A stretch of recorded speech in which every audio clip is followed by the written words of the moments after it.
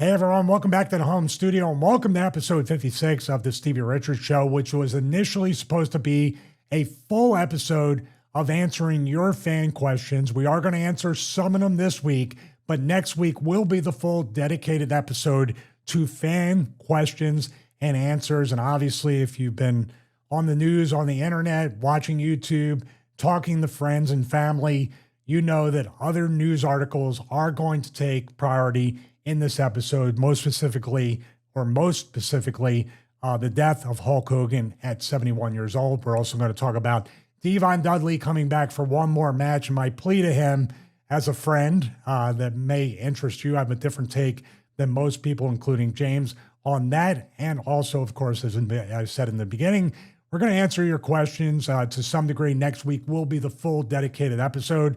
Before we get to that, we have my friend and co-host and professional job interviewer. He has a lot of energy right now. I thought you were going to say professional interviewing jobber. People on social media. Well, you let me finish. James Romero. There you are. I thought you were saying professional jobber originally. It's like, yeah, I'll be that. No, that's my job. I will look at them lights like you wouldn't believe. Pin me, pay me. Yeah. It's been 2 days of intensive interviewing for people to join the company. Goodness me. And then Hulk Hogan, and then had a massive argument over someone over the phone.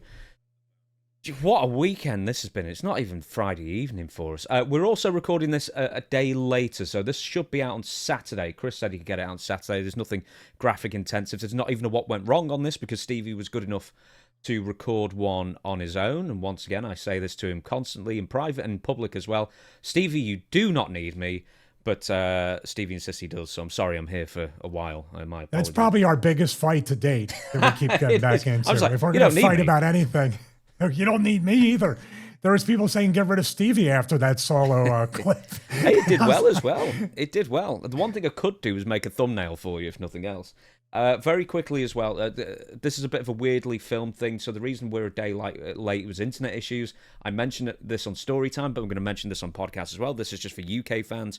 Never ever deal with Brisk if you can help it. They are aggressively marketing themselves as the new broadband king on the block. I pretty much fell for it. Had it installed. It didn't work a week straight. I called them every single day. I asked them to send engineers out every single day. They never did anything, of course. Then I called cancellations, and then the cancellation people say, "Oh yes, I can see you called every single day plus sent messages, and I can see that no action was taken on any of your requests." So I was like, "Right, cancel." So there you go. If you're in trouble with them, they will not reply. And to add, this morning, despite the fact the internet's never worked, they tried to bill me for early cancellation. So there you go. Do not work with Brisk. Go with Sky. Go with Virgin. Go with T-Mobile. Go with anyone.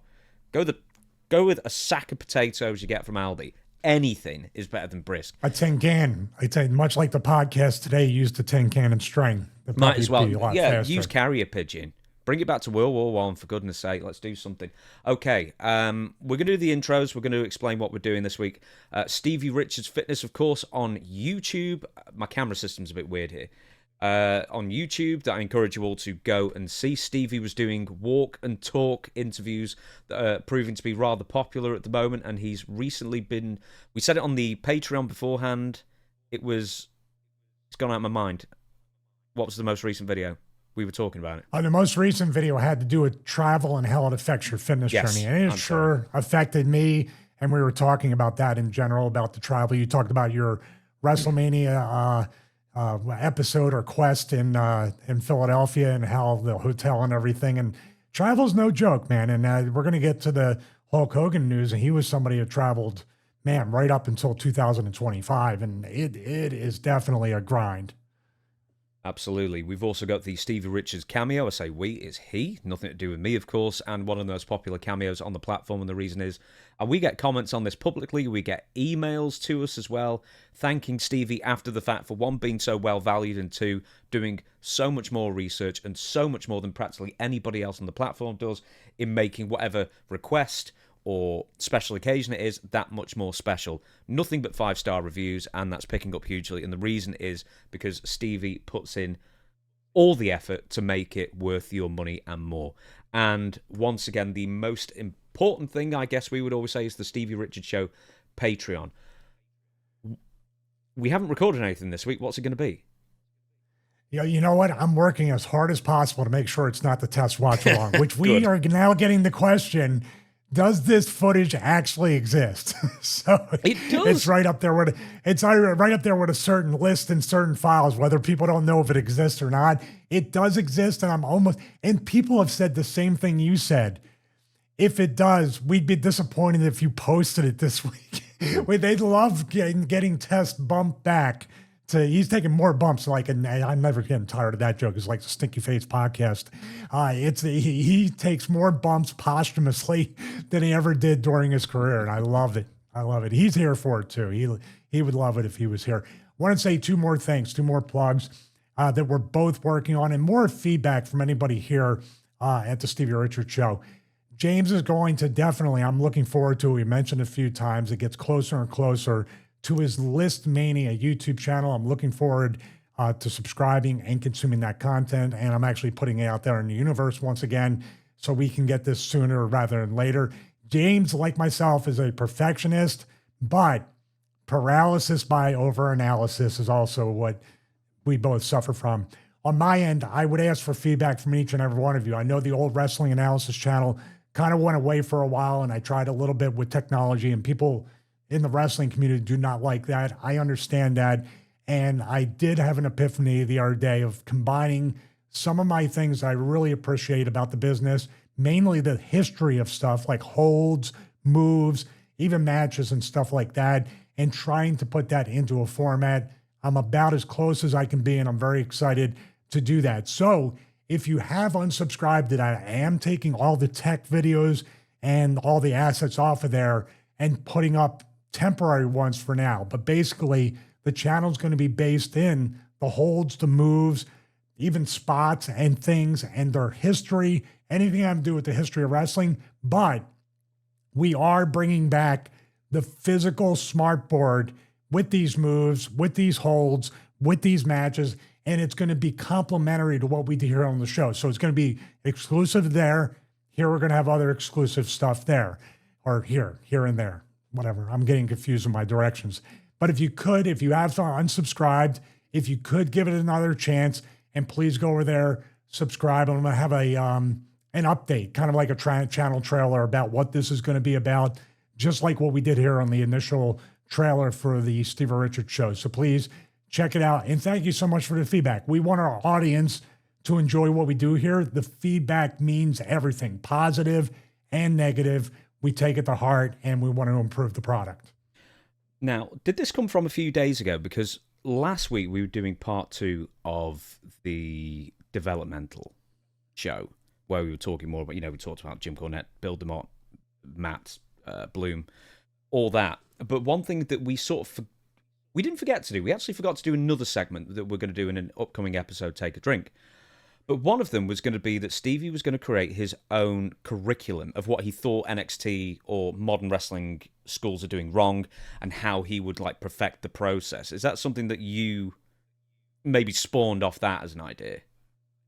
Yeah. When I thought about that, I was like, man, we go back to the fundamentals, the very basics of wrestling. And then I was like, I've always had these questions about where did this move come from? Where did the headlock come from? Where did and obviously ChatGPT and other online resources make it easier than ever to kind of find this information out in an organized fashion.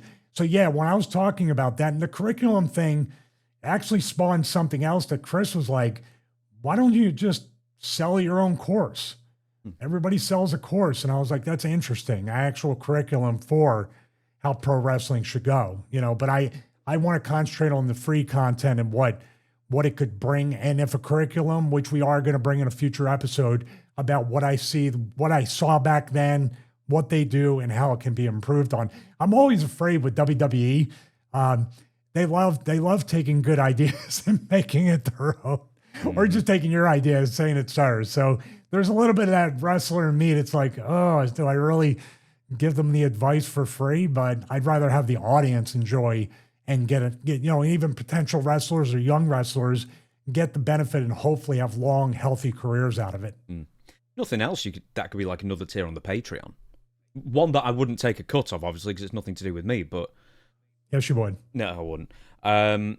Anyway, We will. Well, you'd be the person I practice the moves on, so of course you'd be part of it. Well, do you know what? My body can't be much more Well, broken. You might as well use me. I'm preparing you for your podcaster battle royal with Sapp and Conrad and all the. Yeah, I'm telling you're not going to get Conrad over the top rope. I'm sorry, he's winning. Well, like the Sheik. He's like the Andre the Giant. We all tip him over at the same time. You know, we all turn around and get him out first. I know I pitched that to Conrad, and he was like, "I'm not doing it."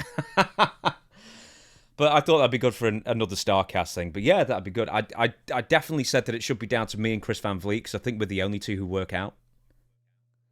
They would be booing you if you were in the ring with Chris Van Vliet, the most beloved out of all of our content creators. I welcome it. Then we can book it for like part 2 of like WSI Mania or something like that, the convention that will never happen. We don't know that. People have clamored for us to make appearances together and do a live show. But after this trip, I don't know. I like Zoom. No, with just like a trip to Florida at this point. Oh, like a trip to central Manchester's killing me at the moment. Man, the Oasis gig I went to. So one of my friends got a ticket, like my best mate got a ticket. And then I was first dibs to get it.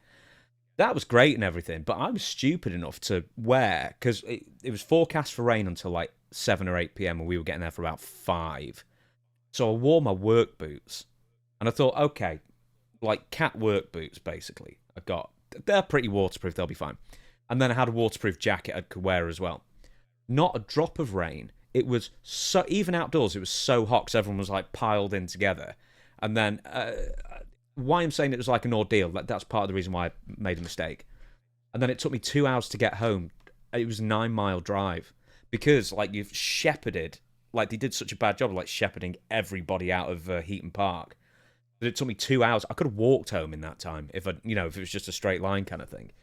The point I'm trying to make is that was a taxi ride, and I thought that was too much. Like I can't even imagine flying to America at the moment. I was going to say that's like how they tried to get everybody out of MetLife Stadium at WrestleMania 29, which is probably going to repeat itself on 2 nights of SummerSlam. Did you like the segue I just gave you about the review show? Stevie has put his boot on my neck, figuratively speaking, and said we're reviewing SummerSlam. So we don't know if we're going to be doing 2 shows that week, but it looks like we're going to be recording on Monday for a Tuesday show, or maybe even a Monday night show if it could be turned over. Just jabbing Chris to see if he can do it. I doubt he can, but it'd be a Tuesday. You cut off. Can you hear me? I can hear you just fine. Sorry, everybody. We've got a really, really awful internet connection at the moment, or because I'm hotspotting off my phone. But yeah, we're going to be doing SummerSlam 2025. A full review of the show, both nights. Thank you, Stevie. Well, yeah, you don't know what I've tried to do. I've been filming test cold opens for the biggest party this summer, and I look like an absolute idiot jumping into a pool 52 times. So there you go. Hey, if you think that was bad, Stevie, like he didn't do just one video solo. He did the AJ Francis thing, and then he also did a Hulk Hogan video. And then 45 minutes after he finished it, it was announced that he died. And it was apparently, you said it was really good work as well. It mirrored yours. It mirrored your video that you made about it. I encourage everybody to go to James's channel and check that out. But let's get right into that. As a one last, kind of like the test thing, one last little rib to Hulk. We've been delaying going to the segment featuring him. That's why the opening was a little bit long. But yeah, it was something that has been going around. I'm gonna let you go into the story, but this has been such a fluid, unstable, kind of like unknown situation for well over a month. Debuting on, I believe, on June 18th, the first article came out about Bubba the Love Sponge saying that Hogan was on his deathbed. And then it was just his inner circle commenting, refuting it, but nobody ever seeing Hogan or hearing from Hogan for the past 5 to 6 weeks since that June 18th article had come out. I believe it was TMZ Sports that came out with the first one. With the Bubba the Love Sponge segment. Yeah, so yesterday, I don't have the time. I think it was, because the TMZ thing, I think they're based on the West Coast, so they've got Pacific time, but they were just after 9 a.m., I guess, their time or something. His actual time of death was 11:17 a.m. He was picked up at his home in Clearwater, Florida, by emergency services. I believe the police were there as well. I don't know what time that occurred. It was 9:51. That's public record. So he was on his way to the hospital, and they were actively trying to save him during the cardiac arrest. Yeah, absolutely. On the Patreon, you described it as a bit of a Howard Hughes situation. I thought I couldn't, that was a great way to describe it. It's like, is he well? Is he alive? Is he, that kind of thing. It was a real mystery building up for weeks and weeks, especially because with the incoming Real American Freestyle promotion that's actually making its debut in 3 weeks or something like that as we record, maybe 4, which is its own. He was definitely on the PR tour for quite a few weeks before this during this promotion's announcement with he and Eric Bischoff heading that. And then he was in the Real American Beer PR run, and then they were trying to acquire the intellectual property of Hooters. So he was very, very active, publicly active, up until this situation here where nobody saw nor heard from him for a while. Once again, to echo you, he was really active in business and being very, very visible. I mean, he was doing tours across the States at the age of 70, I think 71 still, because he was going to be 72 this year, for Real American Beer. I mean, he was as visible as he's been for years and years at this point. Yeah, and we can go through the order of events, the chronological order of events, but we were talking, and during my video, before the news had updated, the theme of the whole video was that Howard Hughes or Richard Simmons type situation where he hadn't been seen. And my repeated phrase throughout that entire video was, I hope he's okay, whatever it is. And the thing that really stuck out to me was that there was a potential for trachea damage because of the spinal surgery. He had neck and back. He's had back issues. I remember in TNA, he had that battery pack, like a TENS unit, but the TENS leads and everything were inside his body on his spine to stimulate his spine. He showed me like the little battery pack thing, the controller for that. So this is 2010, 2011. He's been having spine issues all that time. But as you get older, obviously the anesthesia and other things, the surgeries, just like travel, are hard to recover from as you age. And supposedly the rumor was that he had some trachea damage. And I know exactly what that feels like from being intubated during my ACF, and he had an ACDF. So it was another level, a multi-layered thing, according to his wife, Sky.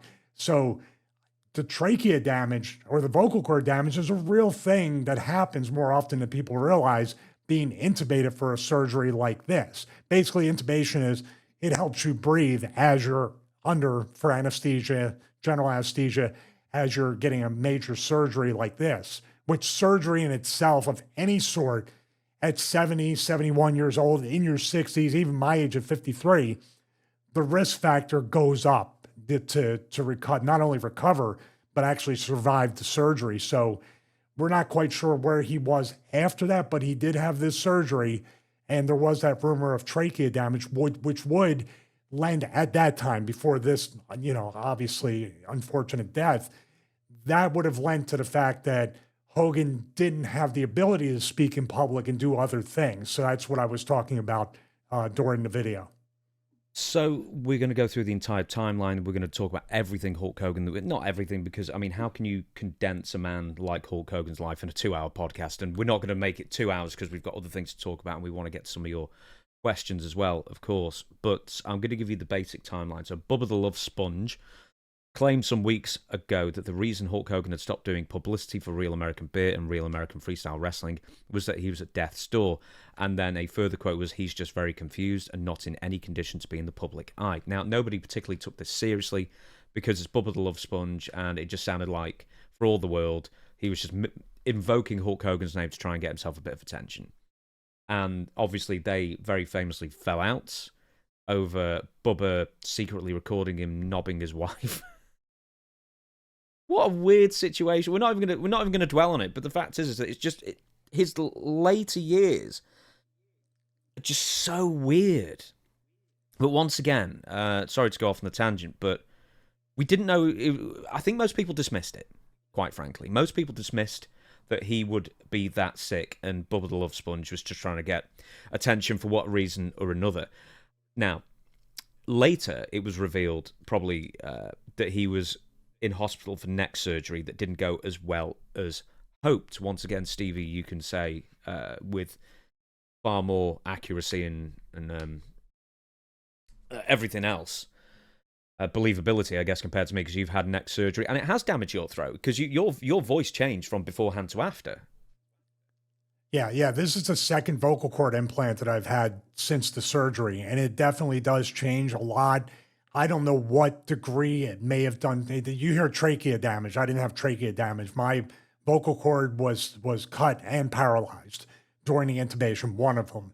So some people probably hope it was two of them at the time, but with this, obviously just the anesthesia alone at 70, 71 years old is a danger, is a risk factor right there. So that lends me to believe that his spine issues, specifically in this case, I guess his neck issues, were that bad where it was worth taking the risk to have that surgery with Hulk Hogan. He's always looked great. That's the thing. You look at him and you're like, you don't imagine this guy has back and neck issues or any kind of, posterior chain issues or anything like that. He's still, up until the point where he was last visible, he looked like he was working out in great shape, muscular. But do you remember a couple of years ago, he kept being photographed with a cane, and it was almost like a staff, like a huge staff, and, he never appeared on TV shows with it, but people would see him out and about in Tampa or Clearwater or wherever he lives. And, Clearwater. And they would photograph him and make it onto the tabloids. And he was really doing a lot worse than... He was putting a brave face on it, for the most part, his physical ailments. Yeah, but at the same time, I'm sure he still loved to work out and do whatever he could. And you're going to have pain. And just, it's a weird thing with wrestlers or people that work out in general. Like, I get up and I'm walking around and I'm stiff. I'll be stiff after I get up out of this chair. Boy, I wake up the next morning, I'm working out the rest of the day. And I think Hulk had that thing too. If I can just get my workout in, get my mind kind of centered, I'm good for the rest of the day. If I go to walk around with a cane or a staff, it's all good. And for people that say, this is where you countered a few things of the urban legend that Hulk Hogan wasn't a good nor great professional wrestler. We'll get into that in a second. But they're like, well, how can Hogan ever have back issues or any kind of spine issues? All he did was punch people, do a big boot, and drop a leg. That leg drop, just that leg drop alone, and the way Hogan did that 7 nights a week, sometimes working multiple shows within a day, flying, hotel, driving. And remember, you're talking about a guy at the time, 6'6", maybe 6'7", in a shoot over 300 pounds, traveling, flying, doing whatever. Even if you're in first, it's just not a comfortable experience. You can magnify that with the Andre the Giant travel experience and how tough that was for him. But Hogan, just travel and not being in your routine and not being in your bed puts immense pressure and impact on your spine, on your joints and everything else. But dropping that leg on a WrestleMania 3 Formica ring that's like a wood table, yeah, and then going to Japan and doing that. And I think we should segue into some of the belief that he wasn't a great professional wrestler. And I'll put in some of the Japanese matches I've watched, and he was incredible at that. We will get to that, sure enough. Let's get through the rest of the news, I guess, and sort of that. I'll be as quick as I can. So his wife, a couple of weeks ago, Sky, basically went on the offensive to counter Bubba's claims. She said they were all false, especially that Bubba claimed that Hulk Hogan was in a coma. This is what she said, I believe, on Instagram. No, he's definitely not in a coma. His heart is strong, and there was never any lack of oxygen or brain damage. None of these rumours are true. He's been recovering from a major 4-level anterior cervical discectomy infusion, which is an intense surgery with a long and laid healing process. If vocal cords and the eating breathing tubes that are clamped over during surgery, we've been in and out of the hospital to support that recovery, so truly there's no need for the drama or panic some people try to stir up. He's healing, and we're taking it one day at a time, love and strength and patience. Now, you've got Bubba saying one thing. You've got the wife saying something completely different. In a sense, they could both be true at the same time. There's maybe he could have been in a coma for a day and then kicked out of it, brother. And then, he'd taken it one day at a time, but he wasn't doing too bad. Or he could have been at death's door for this entire 6 weeks. We still don't know where the truth sort of lies between the two at that point. Do you want me to continue on, or do you want to take up that Yeah, point? I just want to comment quickly about that. No matter what the circumstances, no matter what the length of the illness was, whether he was at death's door for 6, 7 weeks, or it was his time to go and he had a major cardiac event out of nowhere. People like Sky, his wife, are grieving. Jimmy Hart, Eric Bischoff, the people closest to him have lost somebody close to him. And let's not take out the human element of this. And that's really easy to do, especially with the recent political nature that's attached to Hulk Hogan over the past year. But that's Terry Bollea. We're talking about, in this case, though, Terry Bollea was also a husband, a father, and a friend to these people. So we can't ignore that human element of what's going on here. But yeah, it's just, which I say, it's really irrelevant in a way, obviously outside of like us trying to put together the timeline. The end result is still the end result, no matter what the cause was. Jimmy Hart, just less than 48 hours before Hogan had passed away, tweeted the following: Hulk is doing great, doing phenomenal.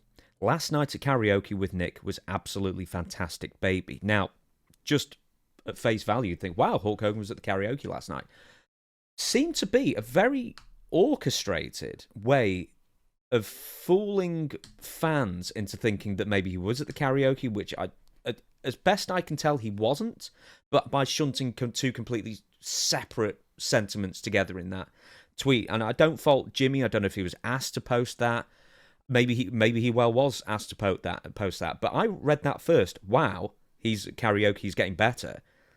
And then I just read it a second time, and it even at the time it struck me as a bit of a PR move to sort of deflect from Hogan's health at that point. I don't know did you pick up on that? Did you notice that?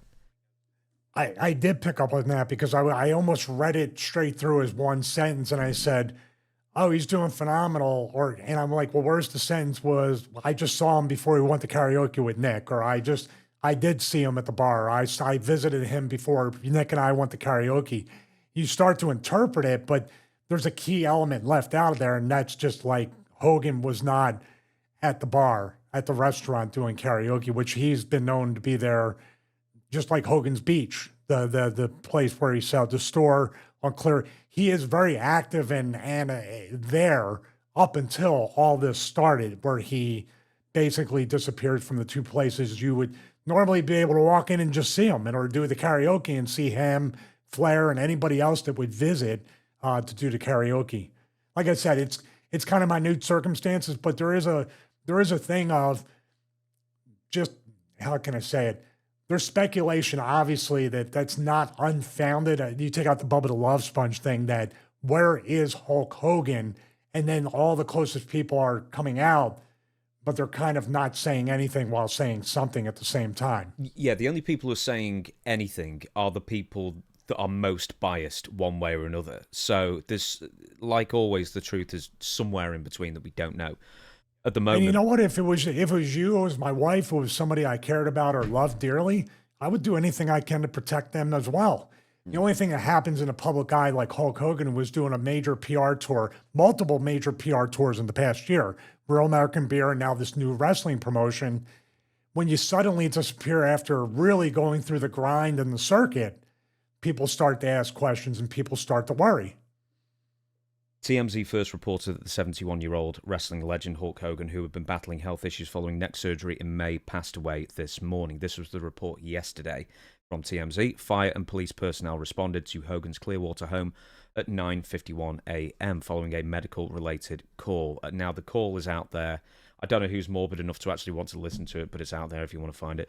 Also, a bystander filmed Hogan being taken out on a stretcher or on a gurney. Following a medical-related call, Hogan was transported to hospital where he was pronounced dead. Clearwater Fire Department, this is a quote, and Clearwater Police Department personnel responded to a medical call at 9:51 a.m. today, 1000 El Dorado Avenue on Clearwater Beach. The police statement said the nature of the call was for a cardiac arrest. A 71-year-old resident, Terry Bollea, also known as Hulk Hogan, was treated by Clearwater Fire and Rescue crews before being taken by Sunstar to Morton Plant Hospital, where he was pronounced deceased. Hulk Hogan's time of death was 11:17 a.m. Eastern, and a police conference was held today. I can't remember if it's today or yesterday. I'm sorry. Where they said they were conducting a standard death investigation, and there was no signs of foul play or suspicious activity. This is one time I wish that Hogan could say, "This doesn't work for me, brother." Yeah, or kicks out at 2 or something. Yeah. I mean, I'm being, a little jokingly about it, but I all seriousness, just, you get older and you start to age, and then these people that were part of both of our childhoods, selfishly as fans, and the reason why you get into the business, and the reason why we're still talking about, people today like myself or anybody else that has podcasts. The reason why we're able to monetize anything is based on what Hulk Hogan did during that boom period in the 80s, along with another polarizing figure, Vince McMahon. Without their vision, without Vince's vision, and Hogan, putting that vision into reality through matches, through PR, through interviews, through whatever Hogan would do during that time, the business, that propped the business up for a run that's still happening today. So I've written some bits of a bit of an obituary for Hogan for what it's worth. Aside from maybe The Rock, Hulk Hogan, and The Rock has Hollywood, of course, Hulk Hogan is the most famous wrestler in the history of the business. I think that's pretty well established, more than El Santo, more than Ricky Dozan or Inoki, more than Big Daddy over here, because he wasn't really famous anywhere apart from the UK. Hulk Hogan really... You could show a picture of Hulk Hogan in Outer Mongolia and they'd recognize him. He was one of the most recognizable faces in the world, even 25 or so years after he stopped wrestling full-time, which I think is an incredible achievement. Now, he also sold more tickets to arenas over the long term than any other wrestler in history. I think that's without doubt. He is largely responsible for the immense change in the wrestling landscape in the mid-1980s, bringing pro wrestling back into mainstream consciousness after 30 some odd years being relegated to the territories and like UHF stations. Because I think wrestling disappeared from network in like maybe the mid-50s or something around there. His talents were immense. This is my words, and hopefully you'll add more to it, Stevie. His talents were immense. Impeccable timing, excellent selling, exceptional charisma, presence, promos. How a man billed at 6'7" could get sympathy by selling and fighting from underneath is a talent I don't think anyone of that size has ever come close to mastering. He was a huge man who... He was... Maybe this is... I think it's true. He was as good at selling as Ricky Morton. He would reach out to the fans, sweat in his eyes that looked like tears. He dragged crowds up onto their feet to support him. No one was as good at it as him. He was... I can't say enough about how great a wrestler he was. Yeah, I mean, I think people also, they confuse these two words all the time. Great wrestler, great worker. We differentiated in wrestling as, you're talking about wrestling, you're talking about amateur wrestling, you're talking about a Kurt Angle,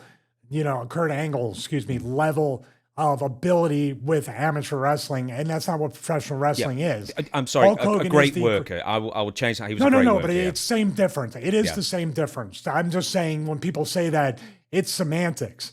He's the greatest professional wrestler that ever lived or ever will live, probably. He's the greatest worker that ever lived or probably ever will live. And here's why he stands out. His selling was on a level of Ricky Morton, Ricky Steamboat are the two, in many eyes, two of the best sellers to get sympathy. The thing that made Hogan different was because he was Hulk Hogan, 6'7", 320 at that point in the 80s during that boom. Or you could say, well, he's only 300. He's still a huge dude. The reason it made him so great is because he could sell, but when it came time to Hulk up and make the comeback, both sides of the coin were believable. In other words, Ricky Morton and Ricky Steamboat, Ricky Morton even with his size, selling sympathy, whatever, but if he hulked up and became a monster to come back and beat you up, it'd be like, well, but Hogan, you could tell, well, he's down, but the minute he gets to his feet, man, it's over. And I will say this, the Hulk Hogan, I mentioned the Hulk Hogan in Japan.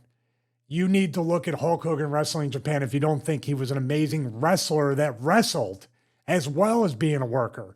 What Hogan did was, based on everything, and every wrestler should know this, your moveset is way out here off camera on both sides.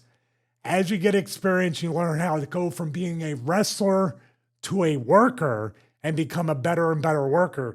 Here's where your moveset goes. In,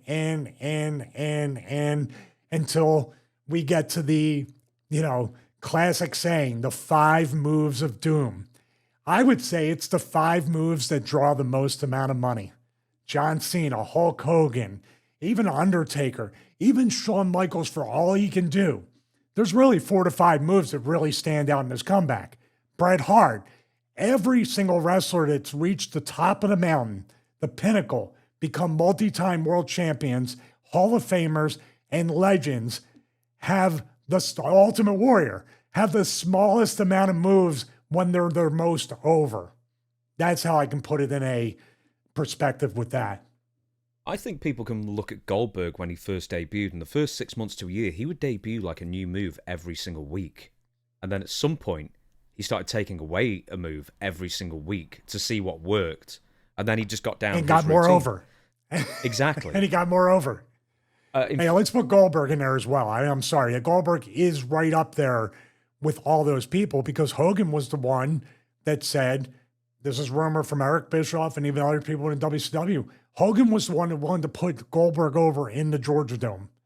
For all the rumors about him not wanting to do business, and there had been, that doesn't work for me, brother, type situations.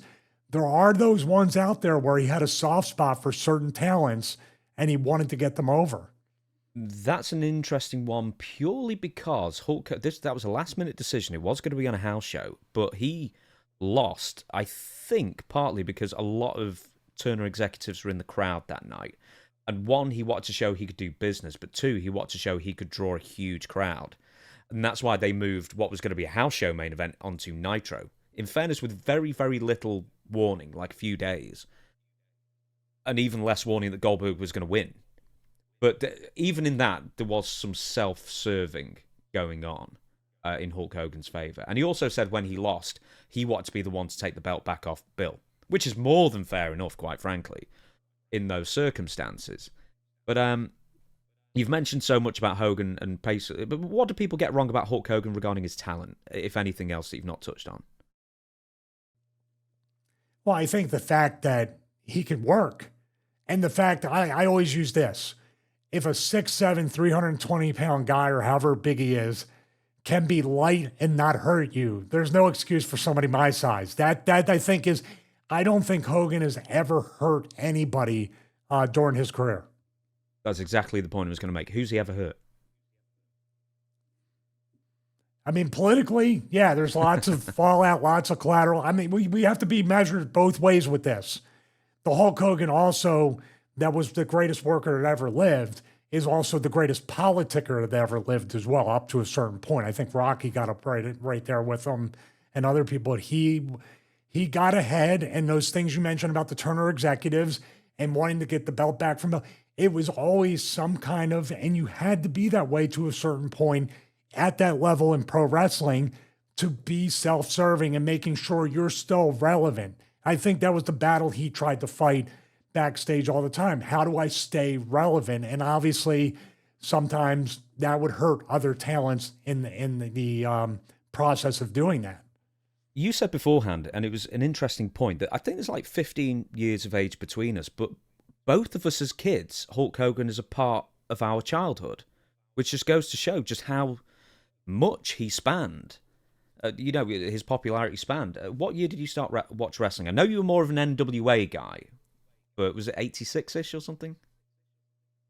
No, I started watching wrestling before I got into high school. I graduated from high school in 89, so 4 years before that would be 85. Yeah.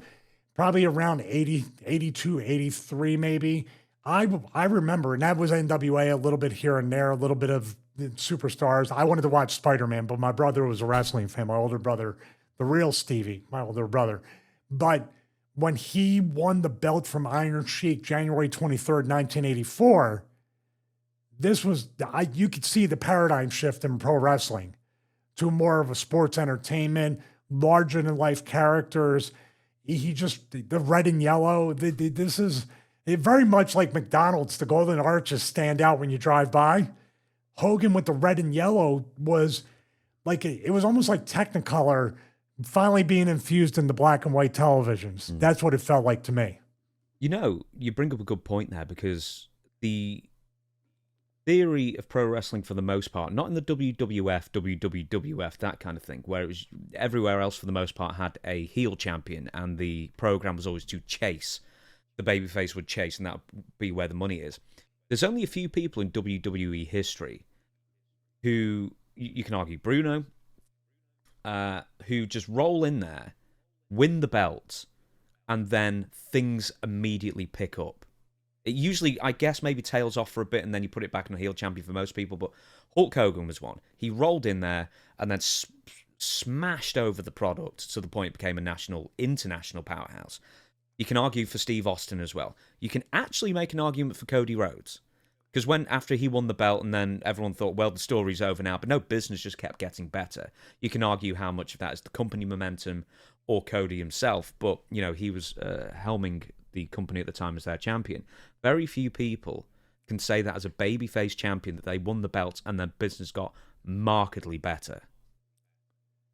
Yeah, you know what's funny about that is I think the Hogan thing is kind of a standalone situation. The Bruno thing was kind of the closest thing I could think of, where people wanted to see him keep the belt, and they would riot, and they potentially rioted when he did lose the belt.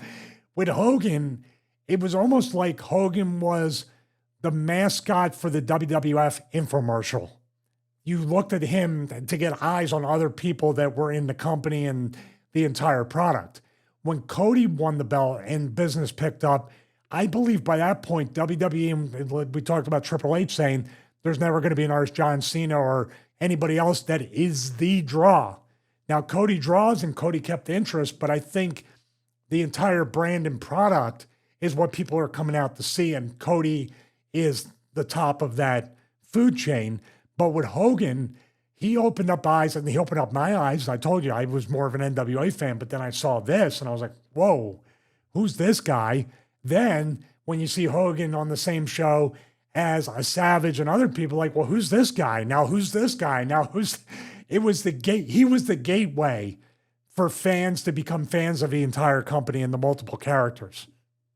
So, and let's not forget, the Rock and Wrestling connection was something that never had been done before. They dove straight into mainstream music and then branched out into the talk shows, the Saturday Night Lives, and all that stuff. He was the linchpin for all that to happen. Yeah, I think that's like the only time, even compared to the Attitude Era, maybe not because they had so many young fans like the late 80s, where wrestling was on the absolute cusp of the zeitgeist, of the crest of the wave of pop culture.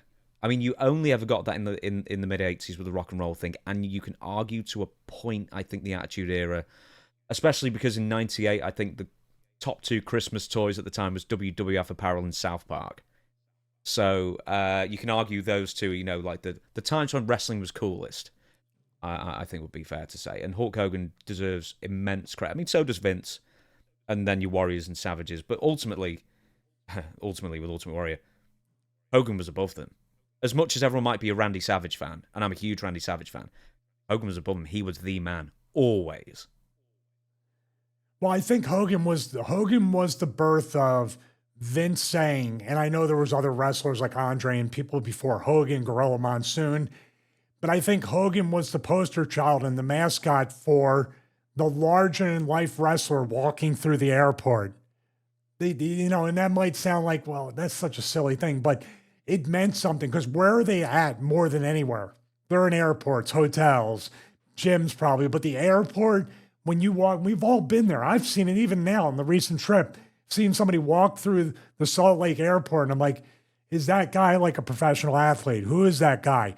Even as the experience that I have, I'm looking, my curiosity was piqued of somebody that was kind of stands out as larger than life. And there's nobody that description fits better than peak Hulk Hogan at the time. And even after that, with the NWO gear and the black beard, but the blonde hair, the do-rag, very, very identifiable stuff. Yeah, as well. We'll talk about this very briefly. It's just how good he was to the fans. He was never above taking a photo or taking a signature, and he was the most in-demand person in the world. He was whether you criticize or scrutinize his motives, if he's just trying to do good PR and just keep up his Q rating with fans, it doesn't matter.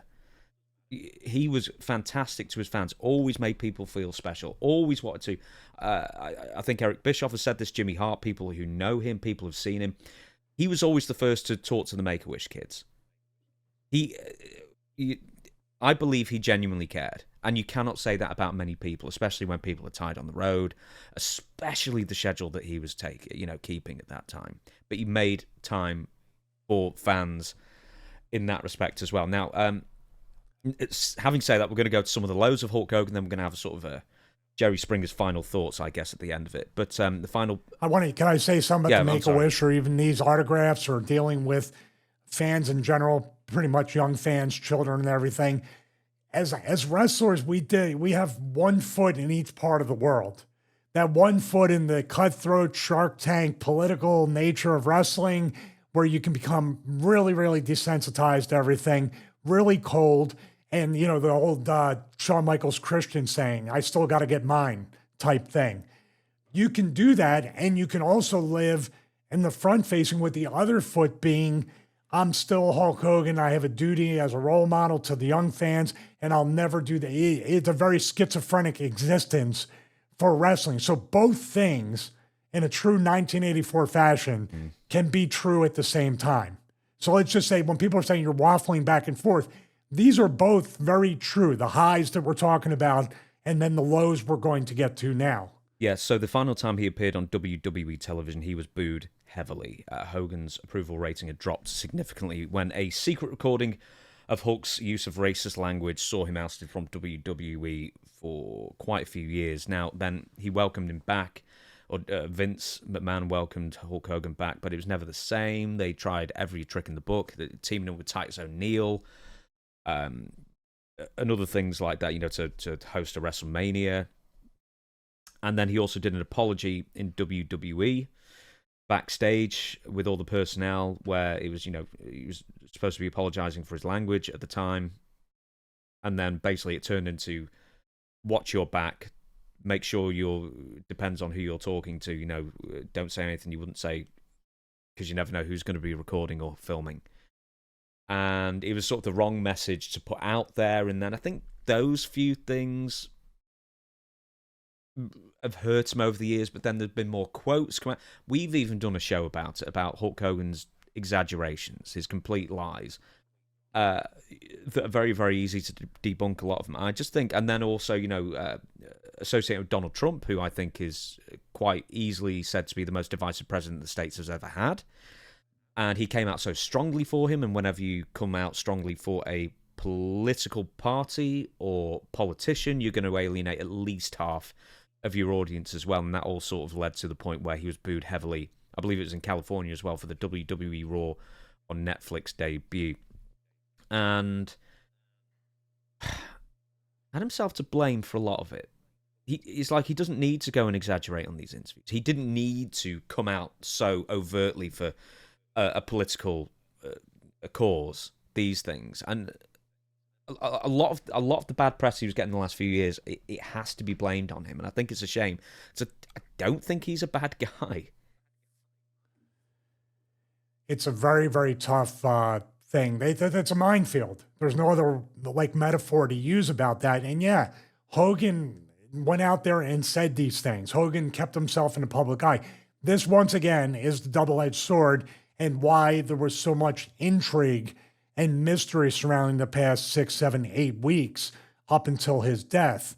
Because every time Hogan had an opportunity to say something, to be interviewed, to be quoted positively or negatively, more negatively over the past few years, obviously, with that, especially, possibly alienating half of people who used to be fans of his or could be potential fans, it really was something. But that's the wrestler thing. Like, what are you supposed to do when you're in PR? Now, obviously, what he said in the past and what he was recorded saying, that's separate. What I'm saying, though, is Hogan was trying to promote his brand, and also at the same time, wrestlers are egomaniacs.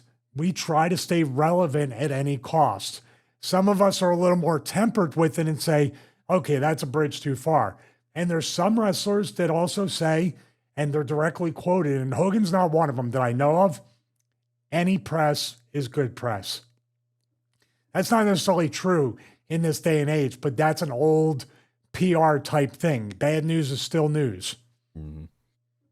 He also had a well-deserved reputation for being maybe the greatest backstage politician in wrestling history. It's arguable whether you would say it's Hulk Hogan or maybe Triple H or even The Rock at this point. You don't know. But specifically, he took WCW for a ride constantly because he was the only wrestler we believe who had creative control. I don't think Brett did. I don't think Kevin Nash did. Anybody else. It was purely Hulk Hogan, and not just over his own stuff, everybody's. He would deny this, but I think the contract's been out and everyone can see it for themselves. He would adjust bookings, taking time off to basically suit him. If he knew like basketball season was going to start, then he wouldn't be on the show for a month. And then when he turned back up after the playoffs had ended, hey, the ratings are back up. It's all because of me kind of thing. He wasn't stupid. He was a very clever person when it came to getting the most out of his value or his perceived value as well. And then he was the same to a point, I guess, in the WWF because he was the highest paid. He was the biggest star. He was on the main events.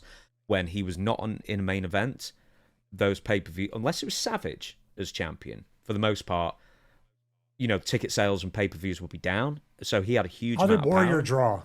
How did Warrior draw in comparison? I'm sorry to interrupt. Not as well as That's Savage. Interesting. Overall, not as well as Savage. TV ratings went down with Ultimate Warrior as well. Now, he wasn't a terrible drawing champion by any means, but it goes in that glory area. Hulk Hogan, Savage kept up with Hogan for the year he was champion for the most part.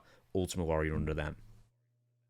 And yeah, he had Warrior had well, it could be envied, but in a way, unenviable position to try to outdraw Hulk Hogan after the biggest Hulk Hogan drawing years, correct? Yeah. So Savage, was right up. But then again, Hogan and Savage, that was the Hogan pretty much always having Savage there to interact with. They have a very polarizing friendship and enemy type situation. But Hogan elevated Savage to that point and kept Savage at that way. And Savage's talent and his promos and his energy and his intensity obviously carried whatever opportunity he was given. But that's what I would think, because a lot of Savage's greatest work was on the opposite side and teaming with Hogan. So Hogan had something to do with that. Now, we don't really know fully how much booking power or creative input that Hulk Hogan had in TNA, but I know that wasn't looked on too fondly, really, after a while either. Ultimately, I think what's sad is as someone who, this is the WWE thing, put so many smiles on so many people's faces. Then the last few years, he just seemed to burn through all his goodwill. And that sort of culminated in the WWE Raw debut on Netflix, which is kind of a sad thing to think about. That was his last official WWE appearance. Well, what could you do? I think we brought this question up during that clip and during the Lies of Hulk Hogan episode that we did.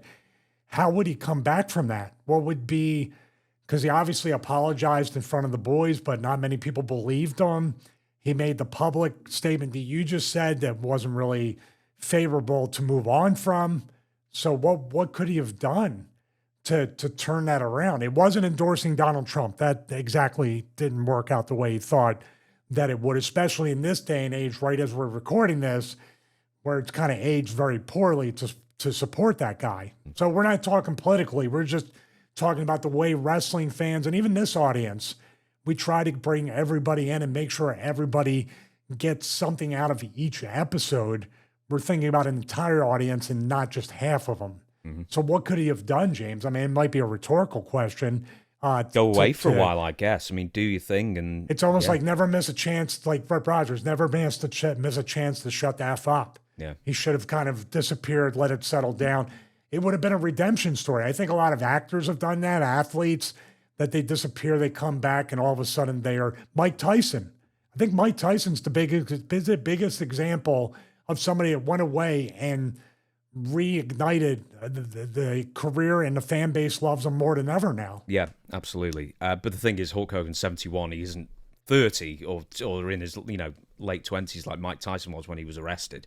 He was probably in his mid 20s by that point, I guess. So there's not as much time for Hulk Hogan to go away for several years and come back, I guess. I didn't write this down, but very, very briefly, because we don't talk about this on this show. This is more something we say for the Dutch show. But the last thing that he was involved with, the Real American Freestyle, once again, I always just thought at the time, they just seemed to get all of it wrong, in the sense that Hulk Hogan is not an amateur wrestler. He's very visible, but he's the antithesis of what amateur wrestling is. And I always thought he was the wrong guy to front it. It might be, aside from the fact that they tried to professionalize amateur wrestling beforehand, about 20 years ago, say Daniel Cormier was part of it, some other well-known names. I don't know if Ben Askren was, but and it already didn't work once, but then it's now on Fox Nation. Hulk Hogan hasn't been able to do any PR, but when they do PR, it's not for, MMA aficionados for the most part, even though Eric Bischoff was actually on Ariel Helwani a few days ago.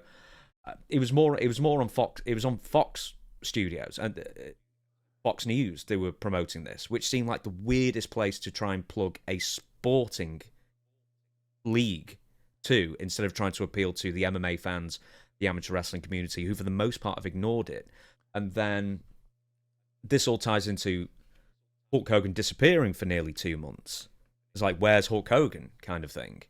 And then that's now, it's not harmed it, quite frankly, because they've only sold 650 tickets to an NBA arena size place for, a show in 3 weeks as well. But I always thought, like, as his last venture, that was a very public one. That's a really weird one for him to take up. Well, I mean, I looked at that, and the first thing I thought of was maybe Hogan is just the point man to promote it before it becomes into existence. Because I thought the most natural thing to do would be hire Kurt Angle as the on-air commissioner or general manager. They just have. They brought Kurt on. They brought Kurt on now. Oh, see, but that would have been the best way to do it. But it's a necessary thing to have. Think about it. You're saying, well, Hulk Hogan doesn't fit in with the amateur wrestling. That's cool. But you're also saying Hulk Hogan's being interviewed. I have to see what he has to say. So you're going to tune into that. Now, as far as Fox Nation or Fox News, maybe that was the only outlet that would give him, based on the goodwill, obviously, probably from endorsing Trump. Mm-hmm. That was the only outlet. And there was Newsmax and other places that interviewed him, I think, in the weeks before the initial disappearance in June. We shall go on to... He had a better beard than me, too, in that TMZ Sports interview. I'm jealous. That looks painted on, though. His beard was on... Do you think it looked painted on? What's that? The stubble, or do you think he dyed again? No, this was full blonde. This was full blonde, not the dyed. How was it? I need to do some Hollywood dye on the bottom part of this. Right, we're going to go through some of the wrestling stars who posted and expressed their gratitude working with Hulk Hogan. Sting, Hulk Hogan, the greatest of all. Undertaker, the wrestling world. You've got me, brother. Call my wife and kids. Like, even though people have fallouts with Hulk Hogan publicly or privately or whatever, everybody knows his worth as a performer and what working with him meant to them and the business. Undertaker, the wrestling world has lost a true legend. His contributions to our business are immeasurable, and for that I am appreciative. Thank you, Hulk Hogan. Vince McMahon tweeted, Hulk Hogan was the greatest WWE superstar of all time. His success was unparalleled and was the consummate performer. Eric Bischoff, Hulk Hogan was one of the kindest and most generous people I ever met. Steve Austin, his contributions were immense. His influence will be forever. Hulkamania lives on. The Rock talks about his appreciation working with Hogan at WrestleMania 18 in an Instagram post. Inarguably the greatest WrestleMania match there ever was. Ric Flair via TMZ recorded a long teary video about Hulk's importance to his career, saying Hulk Hogan has been by my side since we started in the wrestling business. He called him an incredible friend and was one of the few to visit him, or first to visit him, in the hospital when he had 2% chance of living. Triple H said, few, if any, loomed larger than Terry Hulk Hogan Belair. He was the archetype of what it meant to be a superstar. Kevin Nash said, I lost another brother. Icon doesn't even touch it. Rest in power, my friend NWO, for life and beyond. JBL tweeted, one of the reasons I got into wrestling, Hulk Hogan was always so nice to me and was one celebrity that wanted to see all the kids I brought over from Bermuda. And even Donald Trump, Linda McMahon, and others tweeted condolences as well. Do I need to add any more, or do I need to continue, or are you jumping in? No, we can go on forever, and that's great that everybody put that out there, and that's what they're doing. They're talking about Hulk Hogan and what he meant to the business, and even meant to them. The JBL thing I didn't know about. I know JBL worked with a lot of youths that are overseas. I almost said it like Cousin Vinny, that the youths I hope I can say that better. But, the fact that Hogan wanted to do that and didn't need to do that. And you have somebody like JBL, we talk about how underrated he was as WWE champion. And here he is saying he's the one, he would not have had a JBL heel title run or the moments he made without watching Hulk Hogan as a kid. It can be repeated a multitude of times. I have no doubt that a Kevin Nash or everybody here, Undertaker, The Rock, everybody watched Hulk Hogan at some time in their life. Eric Bischoff, everybody did. Like you said, he's the most recognizable. I would dare say he's one of the top 5 most recognizable faces in the world ever. Top 5 or top 10. And if we're talking athletes, I mean, who is there? Pele. Who's the Chinese basketballer? Because he's going to be famous to everyone in China. The super tall Ming Yao? Yeah. Ming Yao, I think. David Beckham. People will recognize him. Yeah, but these are more but in 20 years, you're going to know who Hulk Hogan was. You may not know who some of these other, and I'm not even talking about athlete. I'm talking about just figure. There's, like you said, recognizable face, recognizable everything. You can go to the farthest reaches of the world, and like you said, you show a picture of Hulk Hogan, they're going to know, or they heard about this person described to them from pro wrestling. So we'll do some final thoughts before we move on. I think from everything I read, and I'm somebody who's collated nearly 100 different examples of Hulk Hogan just making stuff up. He was a really complicated character, and I think it was best highlighted in an interview I had with Eric Bischoff the first time. And he painted Terry Bollea the Man as, in the late 2000s, as somebody who was really struggling with pain pill addiction, depression. The one thing he wasn't struggling with, depression, through divorces. He was just lost as a person. And similarly, as someone who is, as you just said, so recognizable, had so few true friends. Because when you are that famous, when you are that rich, and you are that, exposed to all the elements of everybody watching you constantly and thinking they know you to a point, it's very, very difficult, I guess, to know who to trust. I believe he found that throughout the years, and, basically Jimmy Hart and Eric Bischoff. At one point, it would have been Brutus Beefcake as well, but even they fell out. Bubba the Love Sponge, who he said he was his best friend, and then, it was all that happened, of course. It must be really terrible for him in a way to be that famous. I mean, obviously, egomaniac as well at the same time, but, like not having anyone he can just be himself around, or very few people. And that was sort of the timeline, I guess, of when he started to make all these very public PR mistakes as well. I think when you say that, I mean, that breaks my heart to hear that even with all that success, with all the difference he made as Hulk Hogan in so many children's lives, and so many children who became full-time professional wrestlers that you're watching today or have watched, including myself, JBL, so many other people, to say that he had, from what I could gather from what you said, no fulfillment and no satisfaction and no security within himself, that he felt like he was enough.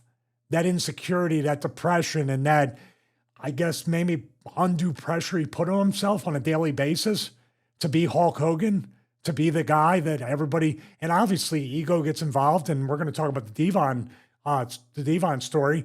As you get older and you have some limitations, injuries, age comes into factor, but you still want to be the guy that won the title from the Iron Sheik January 23rd, 1984. So it really, really just, man, it makes me so sad to think that after all the incredible accomplishments and the difference that Hogan made, a positive influence and difference he made in countless people's lives throughout the year, the character Hulk Hogan, and then the things he went above and beyond, to go back to the JBL, bringing the kids over from Bermuda, and he wanted to meet them. He wanted to be the first one to give them some memory or moment with that.